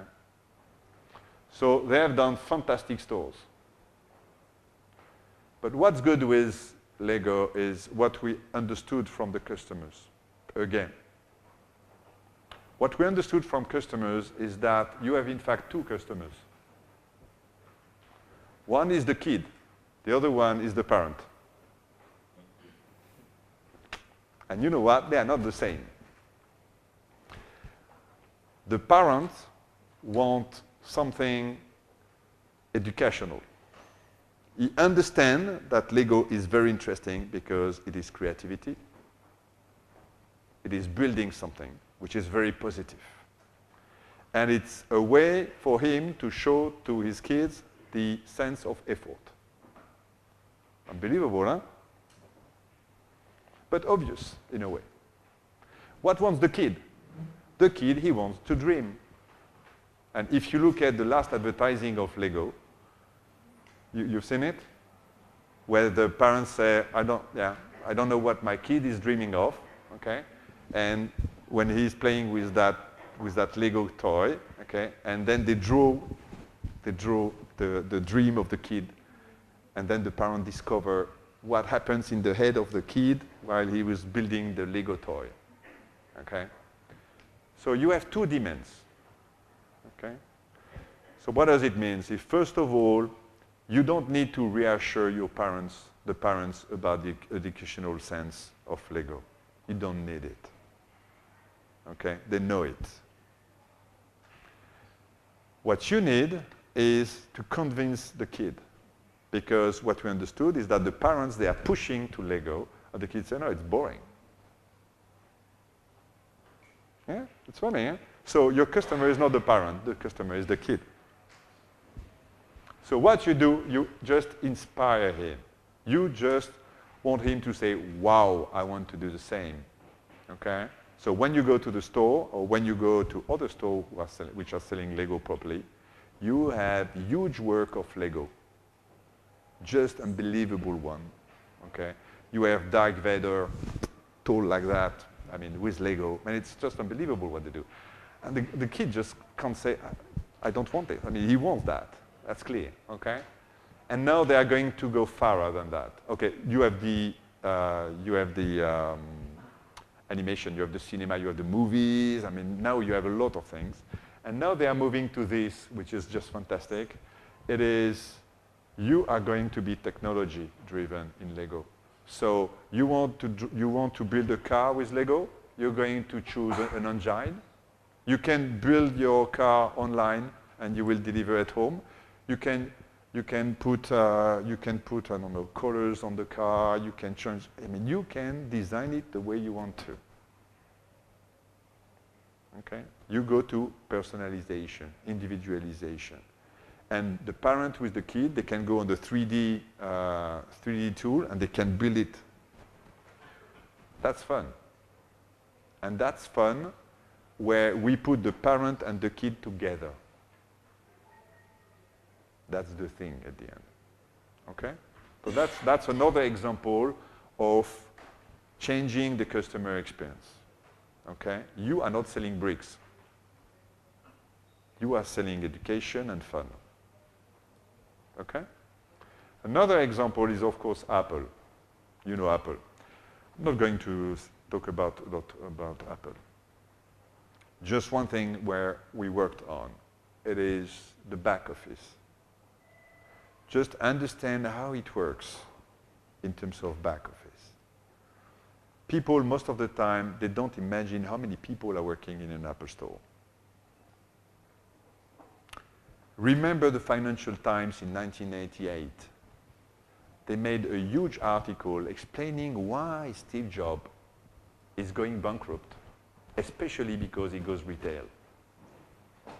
You will delight to read that article to see how much it is wrong. Okay? Why Apple went to retail? He went to retail like Lego, like Audi, like all the others, because the retailers are not doing the job. Because when Dixon or Best Buy are selling Apple, they don't have experts of Apple. They don't have experts of Apple explaining why Apple is different than IBM and Microsoft and all that stuff. Customer experience mastering, control. They don't get it. So they go retail. And what is interesting is the sales you do on one Apple store is just amazing. And it goes with the number of people you put in it. While on the opposite, most of the retailers selling electronic, they cut the number of employees in stores. They did the opposite. When you go in an Apple store, you have somebody taking care of you. You take rendezvous, you have the Genius Bar, you have everything. You have everything. When you go to a Best Buy, you find somebody. You spend 10 minutes to find him, and then you need 20 minutes to wait in the queue. Yeah? You see the business model is different. On the other side, you have a lot of optimization in the back office. Let me just give me an example.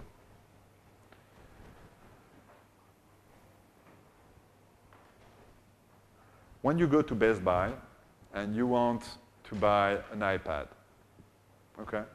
First of all, there is somebody explaining the difference between this and this and this. Most of the time, you don't understand anything because the guy who is explaining is not understanding anything. Or you understand after 5 minutes that he wants to sell you the Samsung because he has more incentive on the Samsung than on the Apple. Anyway, you're not following him, and you select the one you want. What happens? It gives you a ticket to say, hey, that's me. I sold it, okay? It's put on my bonus. Yeah? And then you go to the cashier. That's how it goes. What a selling experience. When you go to Apple, what happens is, first of all, of course, they are only selling Apple. But they explain to you why it is better or not than another. More is better. But what is interesting is they are not pushing you to buy the most expensive Apple. They try to sell you the best according to your usage. They will say, no, you don't need that sort of memory on your PC because you are not using photography, you're not doing 3D things, and so on. They are really fair on that. Okay? They are really fair. They're not like Uber. But what is interesting is once the choice is done, he does that on the iPhone. Okay? He's discussing with you, okay, do you want it black or white or whatever? Okay, good. Boom. The order is in the back office. And the guy is not going to cut the relationship with you. He's staying with you. And he's continuing the discussion with you, giving you some tips in terms of usage. Be careful with that, you should maybe use this, and on. There may be something interesting because you are using this, you then blah, blah, blah, blah, blah, blah. In the meanwhile, the guy in the backup is running, taking your iPad, coming with your iPad. You don't break the relationship with your guy. Okay? You pay with your mobile, the guy is coming, he takes the iPad, give it to you, it's finished. You don't cut. Okay? You don't take the risk that the customer say, okay, I go back, I think of it or whatever. Okay? And by respect also, you don't cut it. You say, okay, I finished my job, now I'm moving to another customer. You go until the end. That's a good example. So of course, behind that, you have a lot of process. Of course, behind that, you have an organization. Of course, behind that, you have stock and supply chain. But it is to deliver a customer experience. And what is important is the customer. And you know what? Our companies are not customer-centric. For most of them, they are not customer-centric.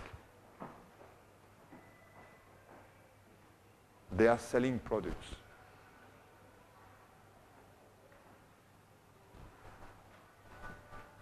Okay?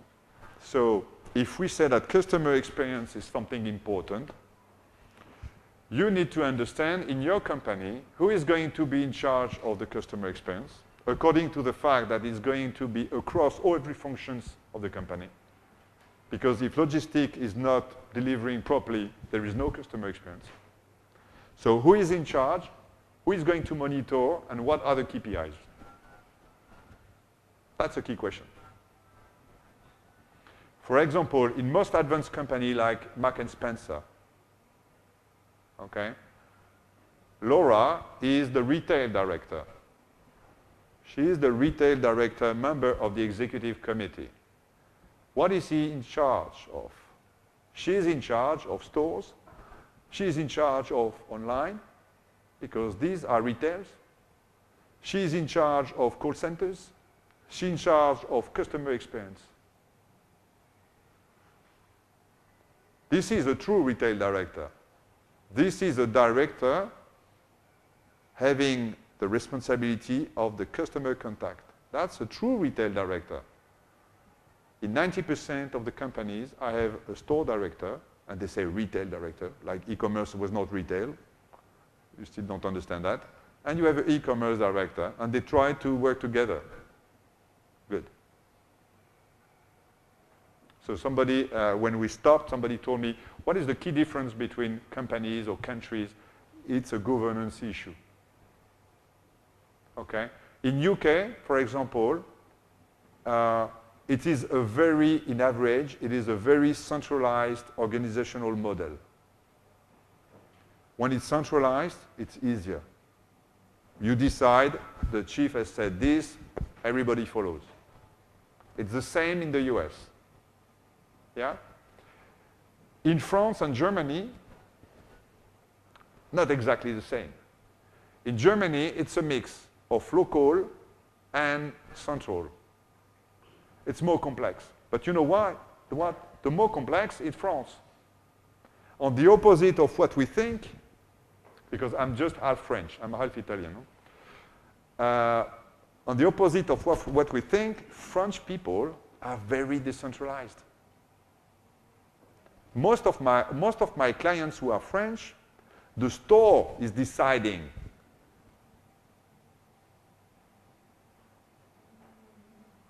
You can imagine how it is complex. Because when you have digital, digital is central. Digital is central. Am I going to have one e-commerce website per country? Am I going to have one e-commerce website per store? This makes sense. You see? So digital is transversal and central. So I need a way to set up that in the companies. Yeah? So, what I said to you before is that customer experience is not about process and so on. Customer experience is focusing on customer. What is your customer value delivery? So, the big thing is you need to understand what is your customer experience today. You need to make your ACEs, where I'm strong, where I'm weak, where are my competitors strong and weak, where is my average market, and you need to understand what are the expectations of my customer. You are not going to be limited to your customer's expectations. Yeah? Because customers can be completely wrong, but at least you know what are they expecting. And because you know all that, you can decide what is your customer experience target. Yeah? Because your customer experience target is not going to be about one retail basics. Meaning there is, when I do a shopping online and I do a shopping offline, every points I have on my CRM programs are equivalent. Or I do click and collect. Or I do pick and reserve, or this is basics. This is basics today. Yeah? Don't expect, if you are the first to do that, that's fine, but it will stand for 2-3 years. After 2-3 years, everybody will do it. This is not where you're going to be different, okay? So you need to find unique customer experience solutions. That's the key thing, okay? So to give you an example, and that's maybe not the only way to do it, but the way we do it is we have a mathematic model. In that mathematic model, we do different things. It's a model we feed with more than 1,000 data. These 1,000 data include audits that we do, online and offline. So it's around 600 points. We add to that KPIs that we take from the company. It's around 50 points. We add around 200 points that we get from customers through customer surveys. And we also get 100 points that we get deep in customer focus groups. We put all that together, and what we do is we understand what are the 3, 5, or 7 criteria which are very important for your customers, for their customer experience. If you take fashion, inspiration is very important. I gave the example of Burberry. I want to buy a jacket with what silhouette it goes with, okay? With what pen I hire that jacket. You need to inspire. You need to reassure your client, your woman, that she can buy it because it goes with the style and the other thing that she has at home. You need that. You need to give solutions to that. Yeah? For example, Burberry is now developing, it's going to be delivered for Christmas, so it's not a secret. It's going to deliver an application where you can put everything you have at home as a woman. I got that shirt, that shirt, that shirt, that shirt, okay? And then, even if it's not Burberry, okay? And then you can choose something you want to hire today, and it will give you a few silhouettes, okay, for you to hire. It will help you. It's a coach. It's a fashion coach. That's another example of solution. You are far from click and collect and all that stuff. You understand? So the point is to understand what are the criteria. Okay? And you understand where your brand is strong, where your brand is weak, where your competitors are strong or weak, where is the average market, and where are your customer expectations. And then you say, me, according to my brand positioning, I want to be strong this and this. And you select 1 or 2 criteria where you want to be very strong. You understand that it gives you your priorities. Because the key point at the end is the priorities. When we do a one retail strategy, most of the time we came back with 200 to 300 projects. Just imagine. You need prioritization. What do we take? So here you have an example. You have an example of roof diagnose, and then we go deep in every criteria. We take the customer journey because the customer journey is a timeline, okay, which goes from, oh, maybe I want something. I search online. I make selection and comparison. I buy. I use. So this is where most often we are completely weak. Here, there is some after-sales support in case there is a problem, and recommend. I had a very good experience. I recommend that to my friends. Okay? Along that journey, you also need to understand where you're weak and where you're strong. Which channel is good there, which channel is not good there. Because you know what? You need to define also what is the mission of each channel. Because online is doing very good this, but cannot do this better than the store, for example. And the store must focus on that. Don't try to be good in store in everything and better than online. That will not work. Each channel has a rule. The second thing is we took the ecosystem. For example, we include the suppliers because the suppliers can be impacted on the customer experience we want to deliver. The second thing is you also have client profiles.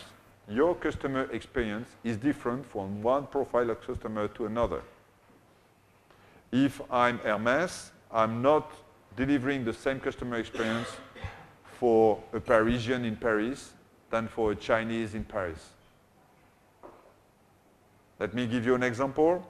The Chinese woman, she wants that bag with this color. I don't have it in stock. She's leaving in 2 days. I must have it quickly.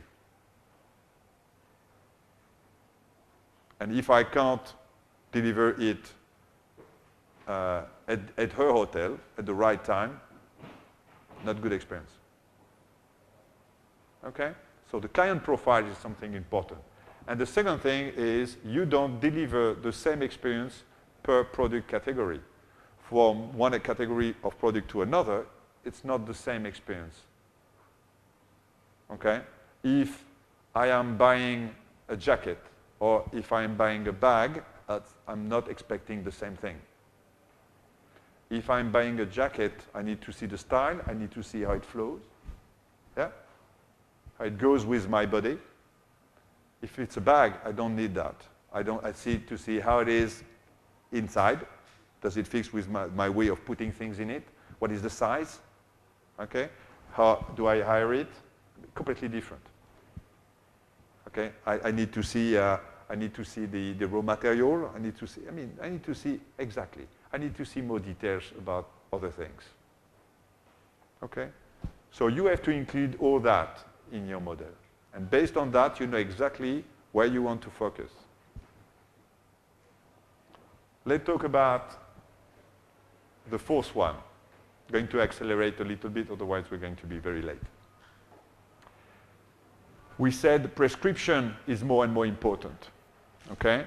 Your customers, like for Audi, they're spending a lot of time in magazine, on the website, on your website, on the website of the brand, but also on communities, asking friends and so on.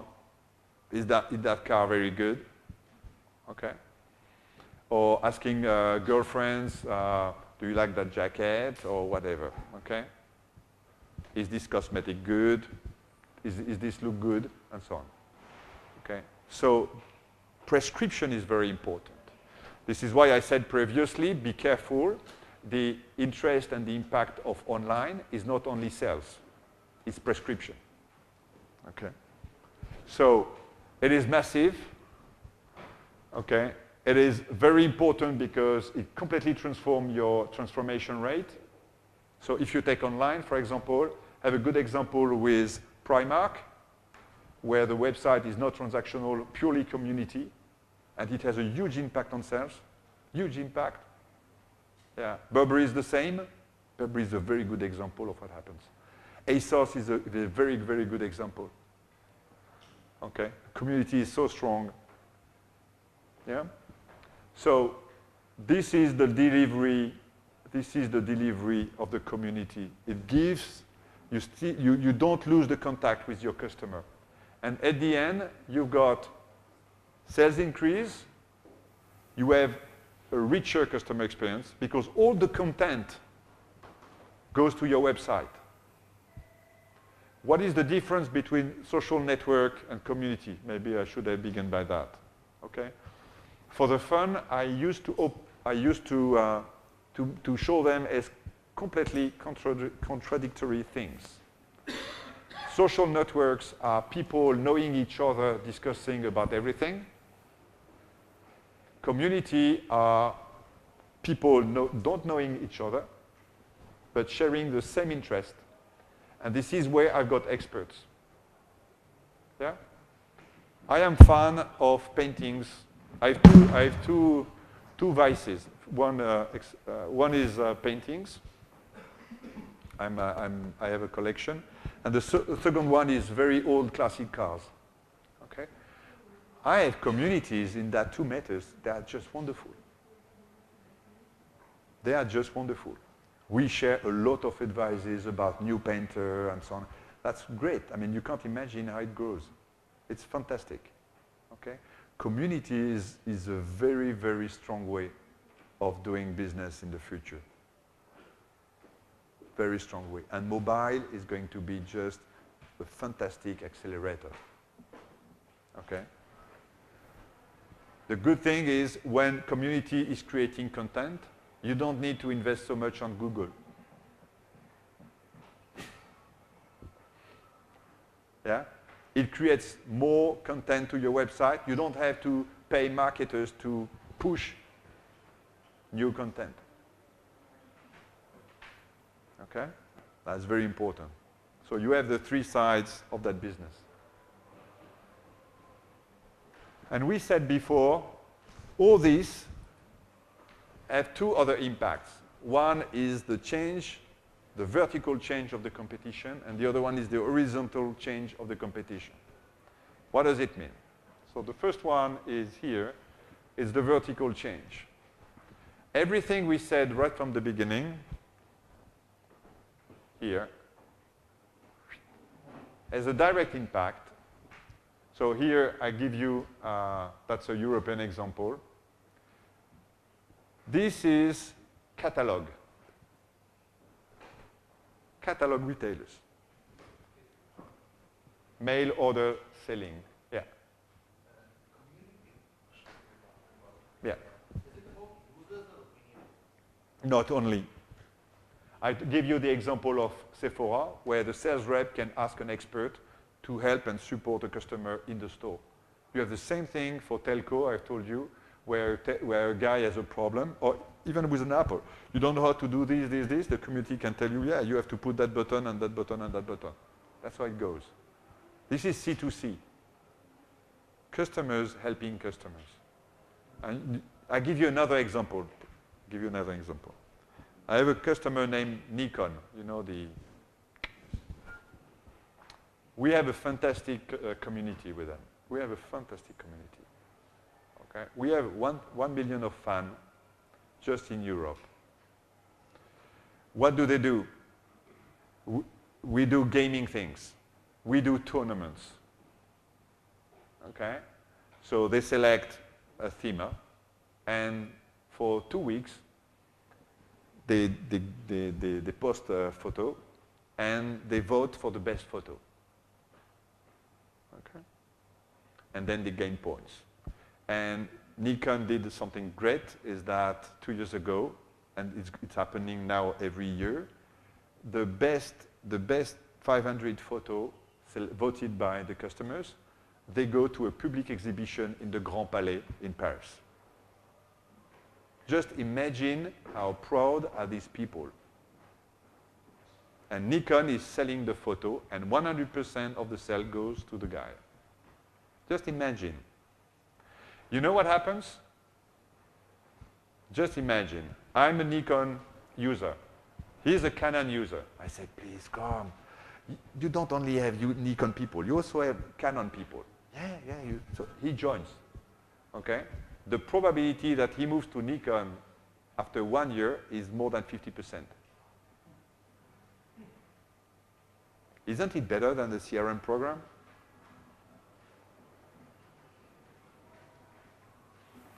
The big point, Nikon is a very good and very interesting thing. Like Sephora, you only have one player in the market who understood it and still understand it. Apple understands how to do a community and how to use it. Samsung still doesn't understand it. Sephora knows how to do it in the US. In Europe, they don't know how, and even in the market in the US, they are alone. Nikon, they are alone. Sony, they tried to create one, they failed. Canon, they tried, they failed. You need special skills. But when you do it, it works. Okay? That's very important to understand. It's not, when you fail, it's not necessarily the solution. Okay? It's the execution of the solution. That's the problem. But what you also have to understand is that you have different sort of communities. So I'm going to spend just 1 minute more. I do not want to go so deep in that. But you have communities of clients. Okay? So you have solutions like Jive or Lithium or that sort of things. But you need to understand how to implement them. And you have also, for example, solutions like Sociable. Sociable is a very good example of an interesting platform which will enable companies to digitalize the company. Sociable is putting together the employees of a company as advocate of the brand. At the same time, you have the super fans. And you put together the employees and the super fans. And they will be your super fans on every social network. It's not as strong as a brand community where I have experts and so on, but it's another way to do it, and it's a good transformation accelerator. Because it involves the team. in the brand advocacy and the digitalization of the brand. Yeah? So what happens here? We talked a lot about go-to-retail right from the beginning, all right?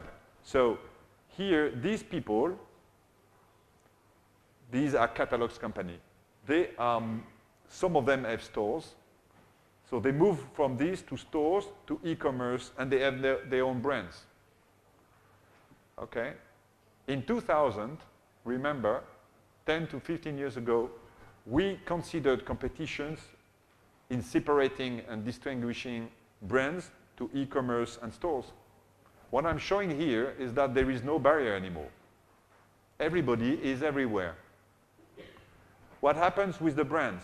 The brands, some of them are now online, and more of them are moving to stores. Okay? So here you have some good examples. So all that people, they are now big retailers. Let me give you an example of Heineken. You know Heineken? Yeah. Do you know that Heineken is owning 1,000 pubs in UK? Do you know that? It's unbelievable. Most of the people, they don't know it because it's still the same pub. But in that pub, you only have brands of Heineken. Of course, Heineken, they have, I don't remember how many brands, but this is their stores. Okay? So they went to retail. If you take the historic brick and mortar retailers, they have stores, they are strong now on online, and they have their private labels for a long time. For a long time. And that begins to be a problem because Sephora, the Sephora brand, becomes too strong for the other brands now. Okay? If you take the food retail, in the most matured markets, the private label is between 40 to 50% of the range. Yeah? In Europe and US. Okay? And even the pure players, they are moving to store. And they are moving to private labels. Okay? Why do they move to private labels? I mean, they have such a traffic. Why wouldn't they leverage that? Okay? And at the same time, they will double the margin. They have the brand, they have the traffic, they will double the margin. Of course, they need to do good products or good services. But that's interesting. Okay? And some of them, they go to store with very, very different approach of stores. So today, we can't make any more the difference between that competitors. The channel view of the competition is over. That's another important thing I have to show you today. So we talked about store versus online. Okay? This is the non-food market in UK between 2000 with our forecast in 2020. Okay? What you have here are sales which are purely done offline. I know I want to buy this, I go to the store, I've advised, and finally I bought it. That's it. Look how it goes. This is UK. This is the most mature market. But you know what? What happens in UK 3 years ago, it's what's going to happen next year. So just be very clear. Okay? So see how it is. See the online. It means two things. First of all, if I'm a brick and mortar and I don't have online, I'm not missing this. I'm missing this. Because this is omni-channel. This is one retail. This is web to store, store to web. So if my online is not strong, this is not only this I'm going to miss. This is all this. That's one thing. The second thing is, if I'm a pure player, of course, I have a growing market, but I will never reach this. And the third thing is, if I'm in my mother market, I'm a historic player with stores. Yeah? I have 400 stores in that country. Do I really need 400 stores?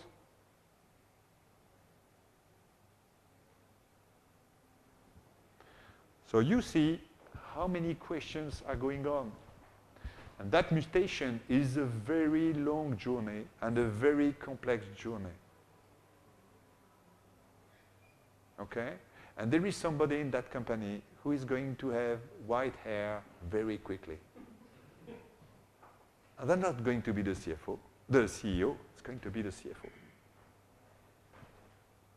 Obviously, I'm not a financial director anymore. But for a CFO, that's a mess.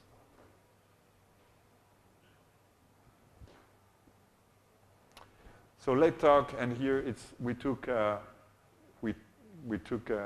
fashion and luxury. That's for you. At the same time, you have a vertical change of competition in the market. You also have an horizontal change. What is the horizontal change? 15 years ago, you only have stores. Okay? Your store is 100 meters squared. Yeah? I can, with a good density of products, in my merchandising, I cannot put more than 1,000 goods in my store. Yeah? But online, the pure players, they can put 1 million. They can put 1 million. That's the impact of the pure players. The impact of the pure players is that they can extend from one category to another with very large range of products very quickly. Very, very quickly. If ASOS tomorrow wants to sell cosmetic and fragrance, it will take them 4 months. Okay? In a store, you can't do that. You can't do. Okay? So they are increasing the offer online. That's a change in the market. So Selfridges is there in the market for years, okay, for decades. And ASOS, in just 8 years, is doing this. ASOS is 800 million pounds. Okay. Selfridges is 2.5 billion. Okay. One is existing for 4 decades, the second one in less than 1. Okay. So that gives you an example. Look at Vente Privée, for example. How Vente Privée, in less than 10 years, has extended its offer. You know Vente Privée? You know Vente Privée? Yeah? Vente Privée is a pure player. It's a French pure player and now expanding everywhere. It's private sales for collection and products. Yeah? Sort of discounted luxury brands. Yeah? They are more than 1 billion today. They are 1.2 billion euros. Just imagine how massive it is and how it is fast. Okay? So you have a question of range. Why would a brand like ASOS? Yeah. Why would a brand like ASOS want to come to stores? Like from online, why would they want to shift to stores? Yeah. Why? So ASOS is, I'm not going to tell you what they are thinking and what is their strategy. I can just tell you they are really thinking strong on it. That's clear. Because of that. Because of this. Of course, they can grow here, but they know they are missing this. And they know there is a way of using stores that is not very expensive and it leverages a lot. Okay? This is why one of the key points in what you really have to, as a keynote, really take back from that small workshop is the mission of the store is not the same and cannot be the same. You have to redesign the objective and the mission of the store. And the mission of the store is directly linked to what the e-commerce is going to deliver and the digital overall is going to deliver. Okay? You do not do today a concept store which is not connected 100%. Doesn't make sense. Okay? So, at the end, here you have an illustration of key questions you must answer. Just a very small illustration. You should answer far more questions. But that's an example of questions you must answer. And it goes for your B2C business and also your B2B2C business. Let me give you an example. Certain of my customers, certain of my brands, they have franchise. They have franchise. They can decide, I want that customer experience in my store. Okay? What do I do with my franchisees? How do I convince them? How do I push them? It will completely change the governance. Okay? It goes far because I'm going to invest. They will have a return on that. So how do they contribute? Okay? What do you think was the reaction of the concessionaire of Audi when Audi showed them the concept store? First, they knew Audi was right. Second, they say Audi was wrong. They have to deny themselves. Okay? They have to deny that the fact they are not doing the right job. Of course. So when you move to that and you have a retail park with franchises, which is a good example, there is another work to do. You imagine how many projects you need to manage at the same time? Huh? I'm working for, today, I'm working for the #1 leader for car maintenance globally. Okay. They do car maintenance, car repair. Yeah? They have 40% of their business which is with franchises. Okay. We have a workshop on Wednesday morning. And during that workshop, we're going to tell them, that's the first workshop we're going to do. We are going to tell them, okay, guys, for the next 5 years, the market is going to reduce by more than 25%. That's not a good news. Why? Because moving from standard cars to hybrid cars and electric cars, the maintenance decreases a lot. You're going to be in a market falling by 25%.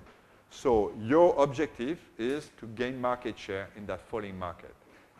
But you know what? With all the connected cars and all that stuff going on, you are not going to have the same level of individual cars in the next 5 years. Individual cars is going probably to be divided by 2 in 5 years. We're going to move to fleet cars. You need to change your customers. So at the same time, they need to gain market share with new solution, better execution. At the second time, in parallel, they know they are going to change their customer portfolio. And the worst is that maybe in 10 years, in large cities, there will be no car anymore.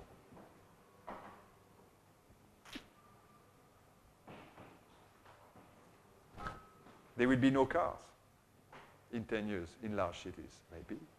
There's a good chance. So see how, that's a good example. See how a company like that has really to rethink its model.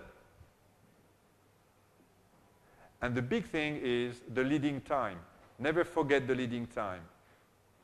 When you go to a website, you see a competitor, wow, he's doing something great in terms of customer experience online. You will need 3 to 5 or to 6 months to do the same. When you see Sephora doing this with the community in store, you want to do the same, you need 2 years. What you see from the leaders is just what you can see. Okay? And the time you will need to recover, they will accelerate. So leading time. Prepare in advance. Have a plan. Be clear on the strategy. Okay? So what we say now compared to what we said previously. Woo. Try to finish on time. First of all, everything that what we said 3 years ago has happened, but it happened faster. And every 6 months, we review our forecast. Markets is clearly customer-driven. E-commerce is accelerating and expanding, as I said previously. Okay? The customer experience is really a key driver, really.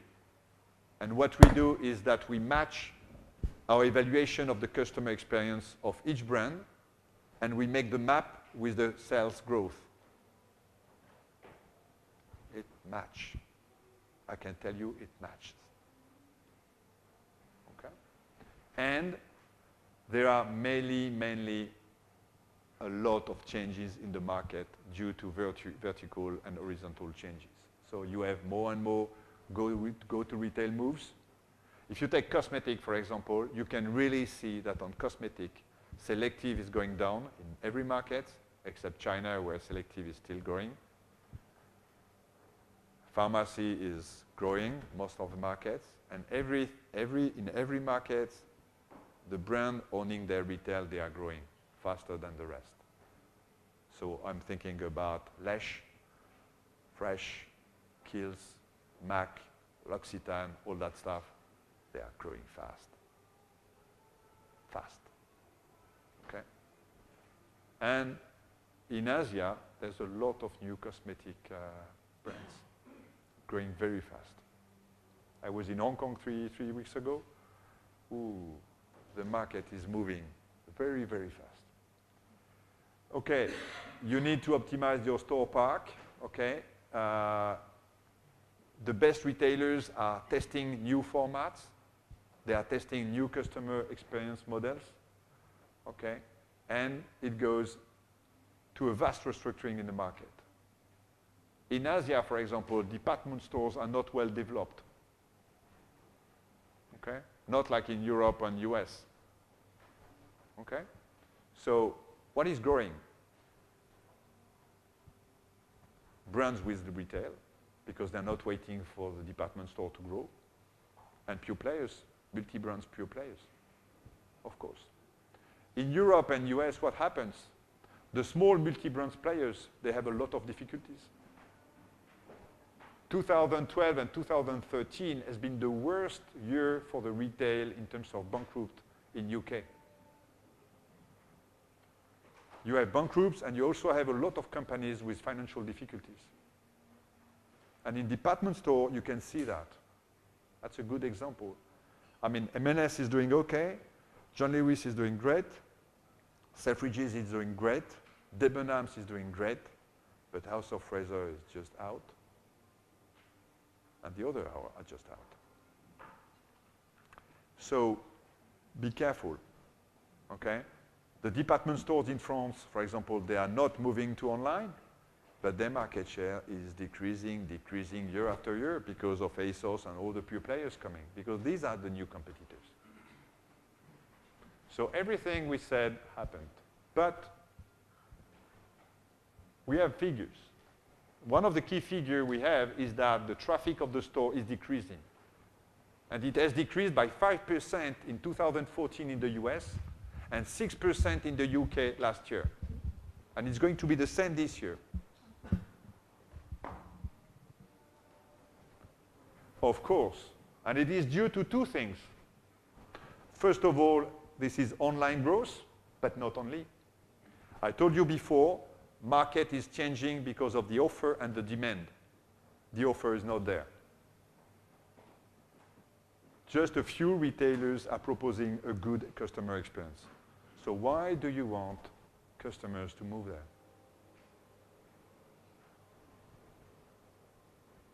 The second thing is that when you look at the market during the last 3 years, what we have seen is that, first of all, here you have the time spent between innovation and adoption of the innovation. Okay? The time spent is less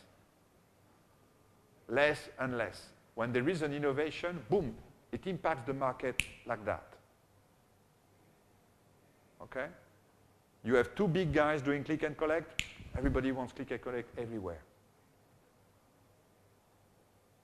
Yeah? Secondly, here you have the 5 years EBIT volatility. Okay? Profit volatility. It increased. You are in an uncertainty era. Okay?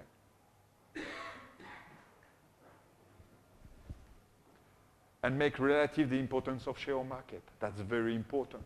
This is the profitability that share of market leader is also a profitable leader. This is the probability. Okay? I'm a leader, I'm profitable. What is my probability to be still profitable? It's below 50% and it's decreasing to 5%. This is not because I'm the leader on the market that I'm going really to gain market share. No, at all.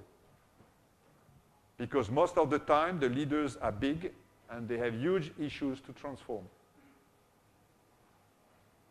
And what happens in the market, you see more and more small people coming, small competitors, and the only answer that the big leader can do is to acquire them with a lot of risk behind.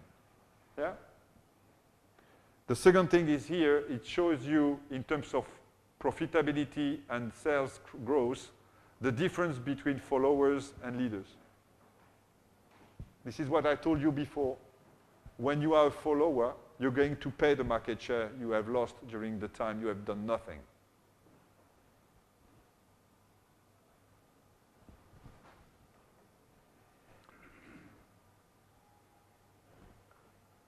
This is the stake.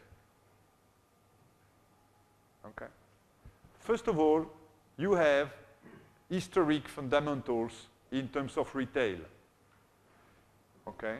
And most of the time, these are not respected. Okay? Great store location, most of the time it's well done. Clean store, it's well done. Easy store access, it's well done. Good offer selection, it's poor. Services, it's poor. So even when you look at the market, even the historic fundamentals, we're not there in average. But the problem is that we have now two things to do very quickly, which are in addition of this. First of all, you need new fundamentals, which require new skills, new process, new KPIs. This is strong online mandatory. You need the e-commerce very strong. You need one unique consumer view. Okay? Don't forget, if a customer is online and goes in store, he wants to be recognized. Second thing, don't forget that in luxury and fashion, more than 25% of your customers are international customers. Okay? If they buy somewhere, they want to be recognized too, not only in their mother country. You need a PIM. You need product information management. You need rich content. You need standardization. You need real-time stock visibility. This is going to be more and more important. And you need click and collect as a very basic thing. This is not extra. This is new basic. This is like this. And on the top of that, like for Apple, like for Burberry, like for the others, like for Lego. You need customer experience solutions which make you different and creating value. So this shows how it is complex. This is what happens on the market. And you have 5 years to do that. The big thing is don't think solutions. Okay? Don't think IT. Oh, I'm doing click and collect. That's a great thing. No, that's not a great thing. In 2 years, it's a standard. It's nothing interesting. So here you have what is interesting in terms of value creation for the consumer. What is interesting for me? Ooh, sorry. Okay? It gives you an idea. This is just for illustration. That comes from a project we have done a few weeks ago. Okay, click and pick. This is important. Of course, it is important, but there will be no differentiation on that. What is important for the customer is unique customer solution. You have a sales protocol on tablets, which makes sense. You have mobile, not online mobile with the e-commerce accessible with the mobile, but true mobile application with true value for the customer. And you need community. This is what the customer asks in that project. But it's most of the time the same. Okay? And the second thing is that strategy must be challenged. Have a look to, it's going to summarize everything we said, but with new things. In between 2010 and 2015, what we've seen, we have seen, this is the level of mutation. This is my evaluation, okay? Not more than that, okay? This is just my evaluation. Here, I consider it is very high. Above, it is very high. Here, I consider this as average, okay? You are a brick and mortar retailer. You have e-commerce to implement, and you have to face pure players. Oof, new models, everything. That's quite a big thing. And it's coming fast. Okay? Just think about travel, hotels. Okay? What do they do now with Booking.com and R&B? What do they do? It's complex. Yeah? What do you want them to do? Booking is roughly 40% of the market everywhere. Booking.com. You know Booking? If you take Europe, for example, these are 40% of the reservation. And it's growing in every region now. It's going fast. So what do? You have Booking, you have TripAdvisor, you have all that stuff. It's very complex. No, you're not, do you disagree? You agree? And then, in addition to that, you have Avis, you have the travel companies, the plane companies, also putting a reservation on hotels. I mean, they are not controlling their reservation system. Okay? But what happens now, it's critical. Here, we must move to e-commerce as a key channel, not only a channel. We have mobile first. We have go-to-retail and B2B2C. Just imagine Bosch. You know Bosch? The DIY? Yeah. They go to retail. So I'm Home Depot. I've got certain of my suppliers. They go to retail direct. Okay? I've got go-to-retail. I mean, Amazon is coming in food. In front of Tesco, in front of Walmart, in front of Carrefour. I've got one retail to do. That's my transformation. Okay? I need to, and I face new players from indirect markets. I have more and more people coming from indirect markets. That's a problem. In addition to that, I need to review my store mission. Okay? I need to review, according to that, the format and my park. In addition to that, I have new consumer behaviors to include. They don't want to own necessarily. They are ready to share, They are ready to rent. They are ready to buy second-hand. That's also changing the market. And in India, like for the other countries, it's going to be something important. Okay? And they want individualization. And in addition to that, you have new intermediate, you have marketplaces, you have communities. Let me give you an example. There is a community named Oh Baby. It's a UK community, a very strong community. Okay? It gives advice and also services to parents for their kids, from maternity to 12 years old. Okay?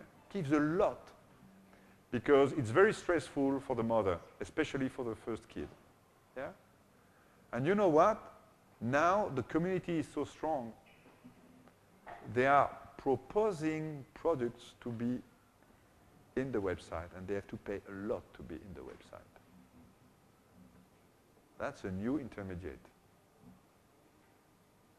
And you see more and more and more. Let me show you another thing. A big problem with this is the transparency of online. When you have a dark market, we talked about cars before, okay? Let's talk about car spare parts, tires, repair, maintenance, garage is a very, very dark market, okay?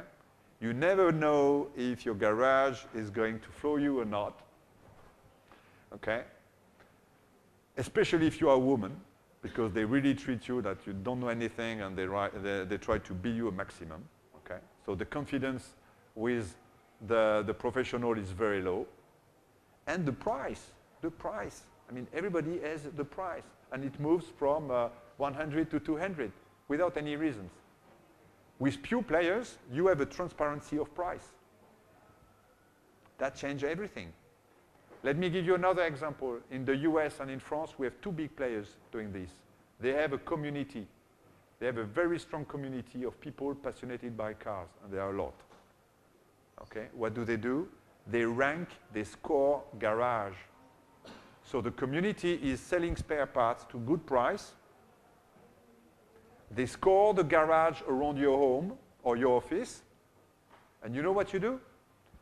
You buy the spare parts in the platform, and you say to this garage with the best score, please repair my car, and you take these spare parts with that price. We are far from what we knew. Just to give you an example again of how far markets can change. Yeah? You have 3D print. 3D print is going to change a lot. Not now, but it's going to change a lot. We go to marginal cost zero. Yeah? I take a shoe. I want something special on it. I put it there. I can make it for you exactly how you want. Took me a day. Okay? The Millennium, here they will be 20. They really have new behaviors. And as I said, for the repair, is my offer going to be replaced by a new business? And that's going to be my last one, because otherwise it's late. But what we try to do here is we put some mutation factors, and we try to see how certain markets are moving. Yeah? So this is new business model here. This is the dangerous zone if you don't move. Okay? Travel has already moved there. Okay? Transport also. Yeah? DIY is really moving there. The DIY is really moving there. They are going to change their business model radically in the next years. Okay? If you take toys, okay, toys, we have more and more pure players. Why do we have pure players in toys? Because it's very seasonal. Just think of it. You make 40% of your sales for Christmas. Why do you need stores during all the year just for 60% of your business? If you are a pure player, You keep the range online with no stock, and when Christmas arrives, you put the stock. When you see it this way, you understand. Okay? I'm finishing. Okay? So just to show you with a few examples how certain markets are moving. Okay? So this is my last one. There are certain principles you must follow. The first, as I repeat, is you need to clarify the strategy and you need to challenge your actual business model. The second one is you need to be a pioneer. You need to go fast. We are nowadays in a period of time where it costs less to test than to doing nothing. So it means a lot of things. It means that the executive committee must be 100% committed. It means you must be focused. You don't split your investments in hundreds of projects. Okay? You be ready to invest and accept negative profit for a certain period of time. You reinforce control, because if you invest without control, you lose. You need to transform the company, but keep the focus on day-to-day business, and you need to digitalize the company. You need to liberate energies. Nothing will happen without the right people. And the talents are rare on the business, clearly. So you need to do this. You need to cut the silos. You need to change the management the way you are operating today. You need to recruit talents. The best brands are doing this way. Really. That's everything. And you need to innovate. But the key thing at the end is your people. Nothing happens, first of all, with wrong people, and secondly, with the same people. You need to have new talents. You need to have people coming from outside, giving you new ideas, okay? New team, building with new employees, building new teams, giving fresh air, changing the culture, moving.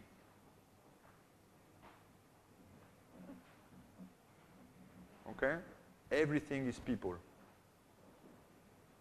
So once you are clear on your strategy, you must really think on how to operate with your people. Thank you.